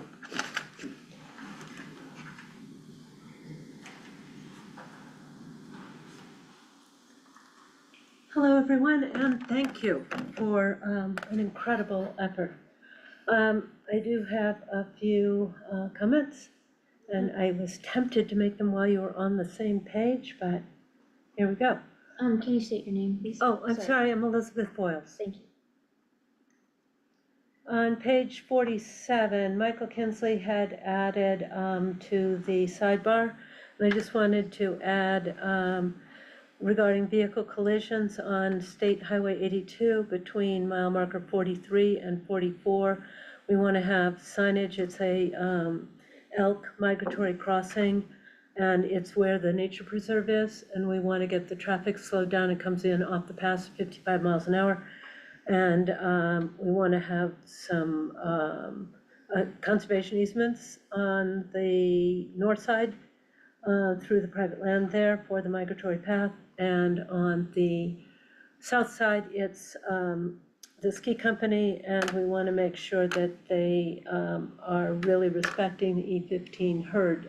We had a big conversation about off-season uses of the ski company, and that is on page, let's see, it's on page 75, 7.3. And this, I'd really talked to CPW because they said that this is the reason the E15 herd is declining and not reaching sustainable levels. The calves are not making it through the first year because the calving areas are being so reduced, and that there are all types of events, and they are hitting every calendar day of the year. And so you were in a big discussion about that off-season uses, and I just really reach out to CPW on the wildlife on that issue. That is on page 75, 7.3. You were, all different kinds of sports, all different kinds of events, and it's becoming year-round. And so it's really reducing the elk habitat. Okay, sorry, we're gonna do a little setup. I'm gonna need to use. Because she's not on this.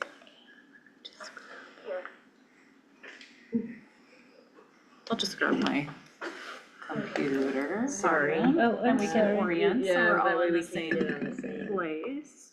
Just like that. I'm sorry, Elizabeth, what page was that? Page 75. Page 75, 7.3, when you were discussing off-season 76, uses. I think in your version, you're like, Yeah, 76. the annotated, yeah, version. Most recent. Page 76, 7. Okay, you've got that? Okay, You and said then that elk, what'd you call that elk herd? You what? it's the E15 elk herd is our main herd. And they're only having a parturition rate of 34 per 100. So it just means that, Where is it located? Where's that herd? well, it travels a big area. The North Star Nature Preserve is really a connector piece between the collegiate wilderness and the hunter frying pan wilderness. So it's Aspen Mountain and Smuggler Mountain. And they have a traditional route across there. And they have an elk calving area in the alluvial fans and the aspen trees. And that is very near the river and the whole recreational use of the river. And that's in May and June, when the calves are born. And it's also pertains to Aspen Mountain because of the Pandora's expansion has also really cut into the elk habitat. So we're just trying to when I reached out to CPW, that's what Curtis Tesh told me, that it's because of, and it isn't just, the elk herd is watershed wide. It's not just this specific area, but this is an example. But when you were talking about the ski areas and having more off-season use, I think that would be problematic if you talk to CPW about that.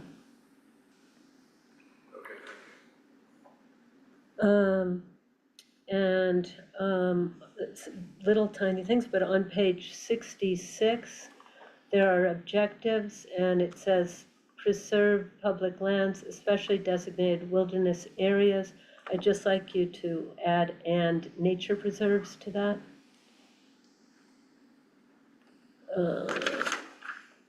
And then on page, sorry, I'm skipping around, page 77, again, 7.9, commercial recreational use.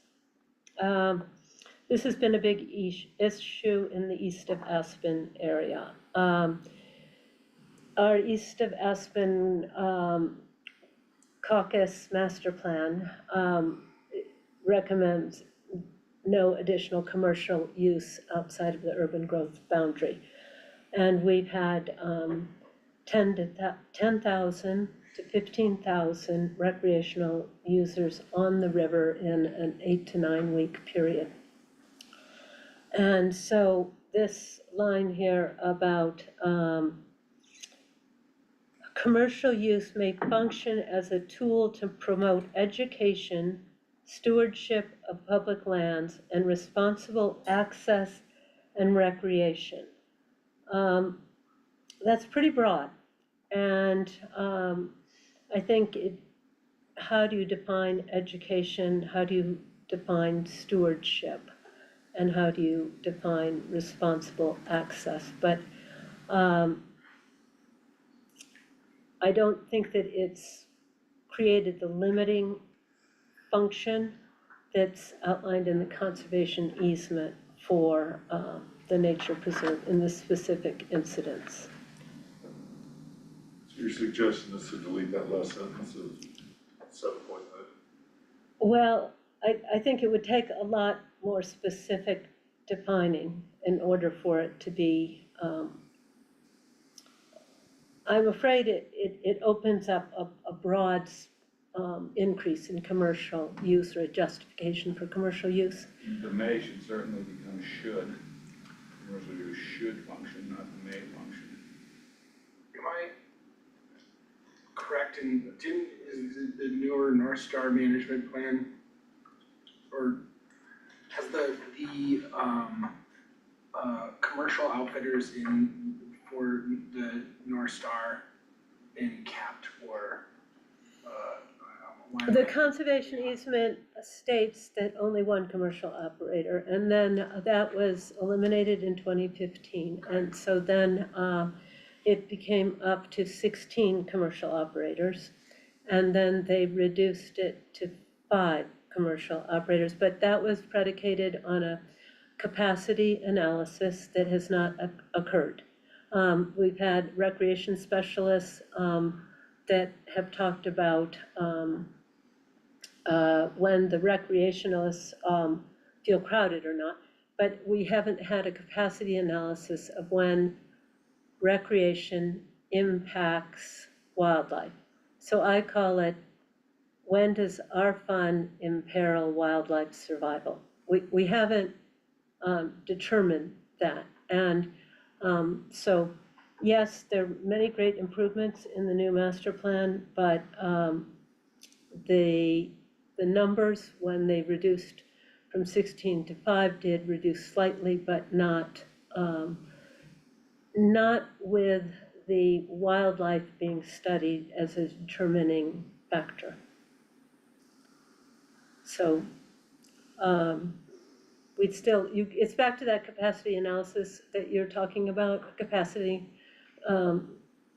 carrying capacity. We just still need to have that done.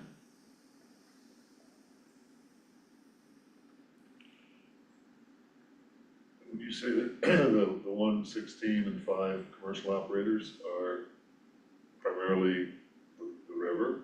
Is that primarily what the commercial use is then? The commercial use is primarily in the nature preserve.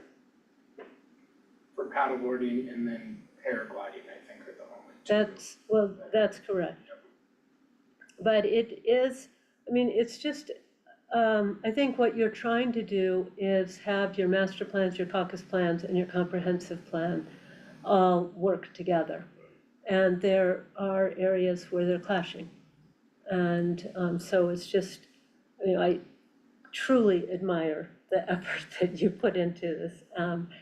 But it is in conflict, the use out there has been in conflict with our caucus master plan as far as compatibility with neighbors, but particularly as far as compatibility with the wildlife interface.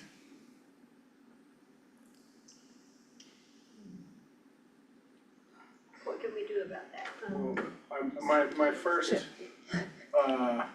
my first inclination, and everyone can tell me if I'm wrong, is the North Star management plan would be the appropriate plan that we would get into the specifics, or whoever is writing or, updating the North Star management plan, that would be the appropriate plan to limit or regulate the amount of outfitters or use of the North Star Preserve, not this plan. That's my first instinct, But then we're coming back to page 100. What happens if a master plan is in conflict So with that's caucus master plan? And that's a management plan Yes. for North Star versus a master plan for the caucus Right. or the comprehensive plan for the county. I mean, so there is a difference in that type of plan and its adoption and how that's, maybe I can help there, but it's different than what we're considering under the land use code. You all are not a party to the management plan for a county open space property. right, that's open space. Is that managed by ADLT or who manages it? It's under Picken County Open Space. The property, the North Star property is owned by Picken County. And there's a conservation easement. Right, Again, Jim's I'm gonna right. stop my adding to that at this point, because it's not my realm either. But I just think we want to distinguish between a management plan for an open space property and the caucus caucus master plans and comprehensive plan that you all are considering. So under 7.9, what if we added something in front of this commercial use, say something like, you know, in very limited circumstances, comma, commercial use may function as a tool or something like that? I mean, that's the concern, right, is that Well, people are using but in the words like, hey, conservation, we're in the educating conservation, these Paddle boarders on, you know, whatever, how to, you know, avoid hitting the dock or, you know, scraping their board on the. well, it was a little bit of a way around the conservation easement, which provides for education. And so is that education for instance, the Waldorf School has 8th graders who are doing water sampling at the difficult, and it's been incredibly powerful and helpful. I just don't know if you have clients who are being taken up to the North Star and dropped off at the put in, and they're told, you better be quiet or we'll lose our permit, if that qualifies as education, or how much they're learning in those few minutes. They can learn that they're going to enter a nature preserve, because there was a survey and one of the questions was, how many of you recognized that you were in a nature preserve? And I thought, oh boy, do we have a problem here. It's education, you know, it's a great place for educational school groups. That's a totally different way to define education than for tourists who are coming here and their commercial operator is given permission to get a permit because he's providing an education. So the Aspen. Sounds like a loophole that we need to plug. Thank you. And I just think you wanna consider this beyond North Star. Obviously, this is commercial recreational use throughout the entirety of Pickett County. Is the policy level that, you know, this is trying to address, so. So do we There are have lots of other- jurisdiction over the surface that water? Nope. I think so. It's federal, right? State constitution says the waters of the state are held in trust for the people. So we can control access to the water, Well, the parking. the access, at least with respect to Wildwood, the United States owns the property where people access the river there. Oh, it's, It's a jurisdiction of the land. And the North Star Management Plan does seem to be the place where these issues could be addressed. And I know that plan has recently been, I think it's recently been subject to public input for an update, right? Is that right? adopted. BOCC adopted the North Star. It adopted, it has been adopted, but there are still, it's ongoing.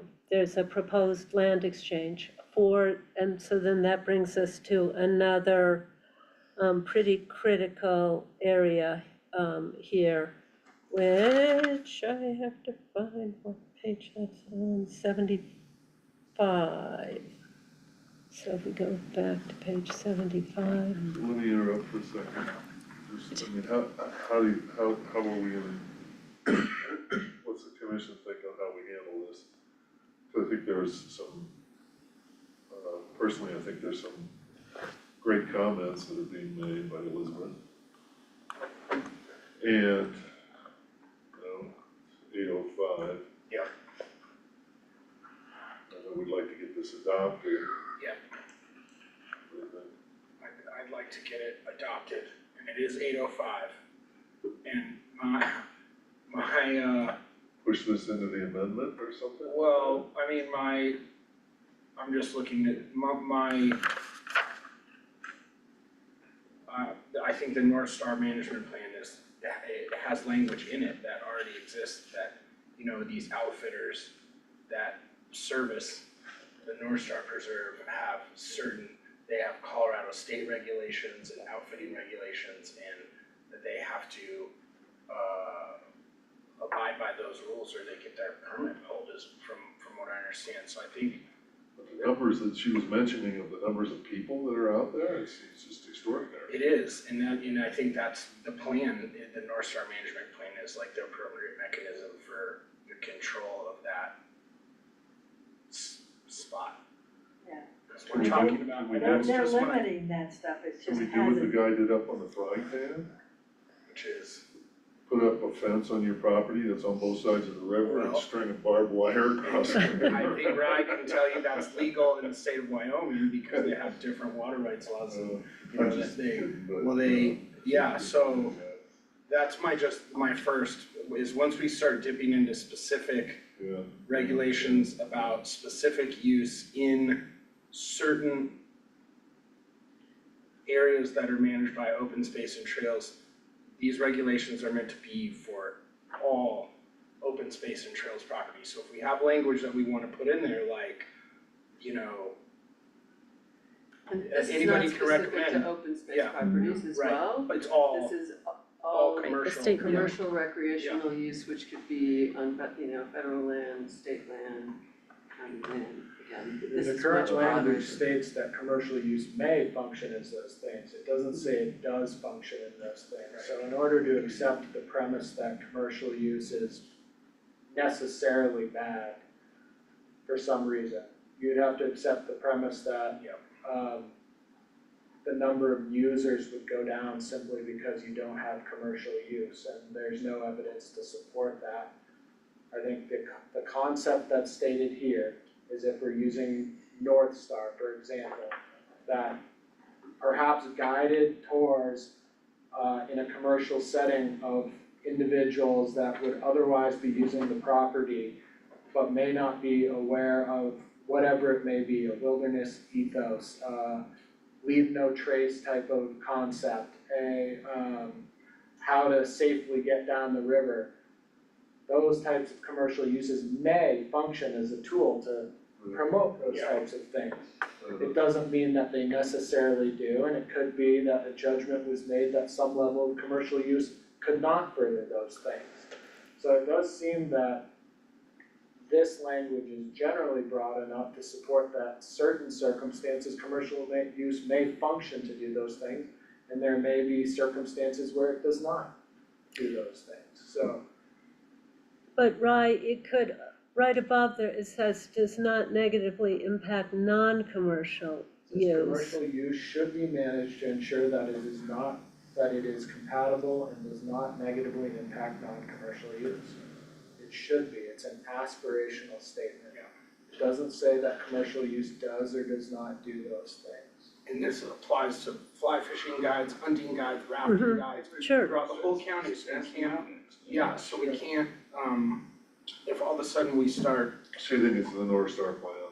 it's the North, that's the appropriate, the North Star Management Plan is, and if you can, go into it and it has, it's very detailed and it's been updated and that's the, I think the appropriate. Open space and trails is what Elizabeth, what do you have next, cause we're. Okay, I was it's, told to- I was told to cap, just so, I was told to cap public 21 comment minutes. at 3 minutes and we're at 21 minutes, so if you can okay. wrap it up for me. 75, 6.2, support the Open Space and Trails Board in the acquisition and maintenance of open space parcels, conservation easements. What is a purchase? What's the acquisition of a conservation easement is a question. Trails and facilities such as trailheads, parks, river access points for boating or fishing purposes, and access to public lands, parks, open space, and public recreation facilities are encouraged throughout the county. I just think that this really, if you are in riparian places, riverine places, you are in the wetlands, and this is an issue that we've had, and you will have it along the Roaring Fork. And just hydrology, as we know in this time of drought, is really important. And we cannot be disturbing the wetlands where the birds are nesting and the elk calving need access with excessive amounts of recreational development. We really have to, we can't just give carte blanche because as a priority that recreation is higher than what the needs of the wildlife are. And we should abide and work with the Forest Service laws on these issues because some of these areas need NEPAs. Should we add that same ad in that last episode? We talked about this one earlier. Yeah. Very, second. So add it in 2 spots? Yep. Add it at the end, and that Yep. second, final sentence as well. Yep. Okay. Sorry, could you just clarify what you, throughout the county, only where compatible with biodiversity goes at the end as well? Yep. Yeah. Perfect. Thank you. Thank you, Elizabeth. Just add that there too. All right.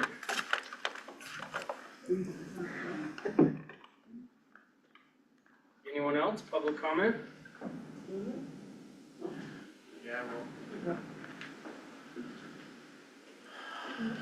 Hi, my name's Alan Jones, I'm the co-moderator of the Woody Creek Caucus. I just have a couple things to say. I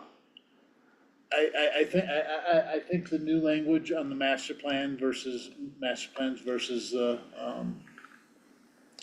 comprehensive plan is a fairly good compromise. I don't know what the practical impact of that is gonna be versus saying master plan is one of the primary documents. I think that, I have to say that there are members of our caucus, senior people, who would be angry with me if I didn't say that they think that that's a major constitutional issue for the home rule charter of Pickens County, and they think it should be voted on publicly some way or something like this. So I was thinking about this whole issue of the housing, affordable housing and outside the urban growth boundary. And what I really wish was that there was some more rational way of deciding these things. And Mr. Krabacher brought up a major issue for us, which is this racetrack issue. And what I see going on there is they are offering more affordable housing units to the county and in order to get commercial GMQS points to build a huge complex, a huge commercial complex in Woody Creek. And it's like a leaky system, and personally, I'd rather just confront the issue of how much affordable housing should be built in Woody Creek head on. I don't want that issue, a nagging issue for everyone, to lead to some huge new commercial development that we definitely don't want. And I don't know, I don't know what kind of creative solution we could come up with or whatever, but it seems like there's fear and hypocrisy on all sides. I went to I led a caucus meeting the other week or whatever, and someone stood up and said, so you're against all affordable housing in Woody Creek, more affordable housing. And I basically said, well, that's my opening bid. That's what I have to, I feel compelled to start out with that. And am I against, the best interest of Pickens County or the citizens? No, I'm not. No. And I know accommodations have to be made. And I don't know what process to go through for that. And the other thing that is I really feel in Woody Creek is, a lot of people think that there's the balance between growth and the needs of the community is out of whack. And, we'd all would like to see a fewer growth initiatives. And, well, fewer growth initiatives. And as far as the North Star, problem, the one thing that occurred to me was, so I live on the river, I fish almost every day in the summer. There's all sorts of stuff that floats by my house that I fish out, rafts, shoes, just all sorts of stuff, and, so that's a problem that needs addressing. Thank you very much. Thank you. Thank you.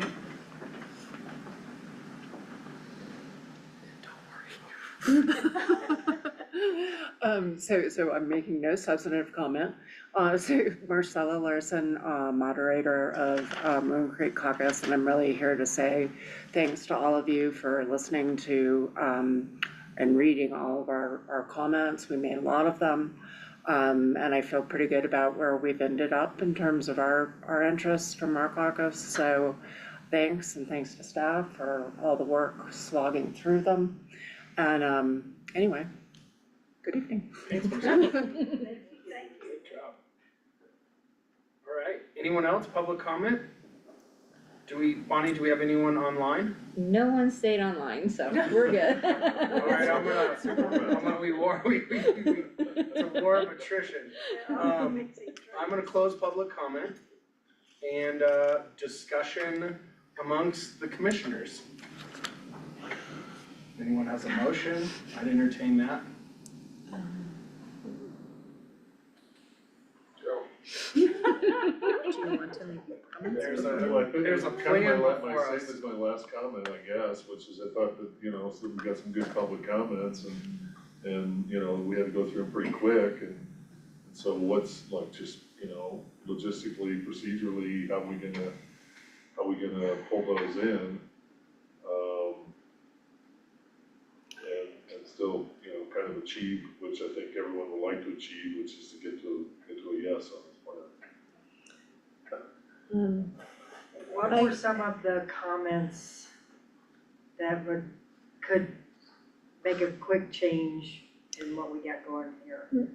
I was gonna say, and Hannah Hunt can help here, but I think some of Elizabeth Boyle's comments are really, could be specific implementation, recommendations for specific implementation measures. Not the ones relating specifically to the management of North Star, but relating to specifics around managing wildlife elk herds, some specifics coming out of CPW's recommendations, perhaps could be dropped into the implementation measures. Hannah Hunt, I don't know if, we don't have them in front of us, which makes it difficult, but that's one way that I think we can accommodate some of those changes where they directly relate to, I guess, Ellen, the question there might be, presumably you all vetted this with CPW, the policies more broadly with CPW during this process. So I think that's important for you all to know. It's not like they've been left out. They've been a part of the conversation that led to the policies that are in front of you. So I don't know if there's anything maybe to.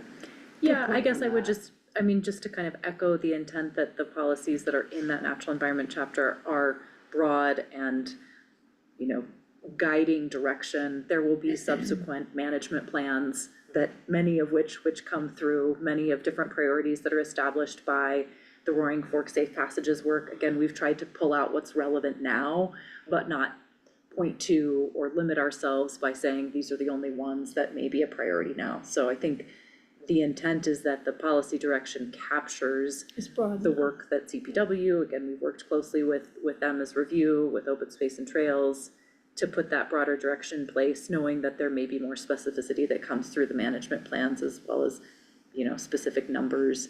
But I think that the intention all along and the work has been to be as aligned with those other efforts as we can be without limiting ourselves to something that's overly specific within this plan. Is there anything within that, though, that from the comments that you all would like to see specifically related to that commercial recreation? I think what Joe was asking is if any of the board members want to change any of the substantive terms in the comprehensive plan based on any public comment. Sure. If the answer to that is no, then perhaps a motion would be appropriate. If the answer to that is yes, then either some further drafting would need to take place now at the table, or some further consideration of this at a continued public hearing, I suppose. I think that's the question for the commissioners, not whether Is there- staff Is wants there to any incorporate. language that you heard, that everyone on the board heard out there that we can specifically attack and address? I would say if Tony's comments about intermodal and And- multimodal, if any of those actually could And I, happen, then those, they should all be multi, I and- pick that up from there. Mhm. And I Right. have no idea whether that's there or not. I think that from where we started to where we are now, the issues we had with housing outside the urban growth boundary and, which plan takes precedence, and those things, we've made huge progress. And so I'm very pleased with where we've gotten, and I think that the edits have been very good and the process has been good. So I have no major concerns. and I would add on the transportation and mobility, recommendations that Tony, gave us. We vetted this section with the elected officials, transportation committee staff, and really looked at very specific language, so, I think again, the policies have been well vetted. Not to discount, Tony's suggestions. Just from a process standpoint, though, staff would take the recommendations, the edits that we've made here tonight, update the final clean version of the plan. We can review that with the chair to ensure that that captures it and could move forward if the commission so wanted to on a resolution and then on the adoption of the comprehensive plan, but would then move forward with that clean version with Zach to make sure that that captures the intent. Does that sound all right with everyone? Yes. Alright. Anyone like to make a motion? I'll make a motion that, Pickens County Planning and Zoning Commission adopt the 2015 vision plan as the new Pickens County comprehensive plan, with the edits and changes we've discussed this evening. Second? Second by Debbie. Alright, I'm gonna take a vote on Joe's motion. And here's the language from the reso, if that's helpful. Just pull that up so you can see. There we go.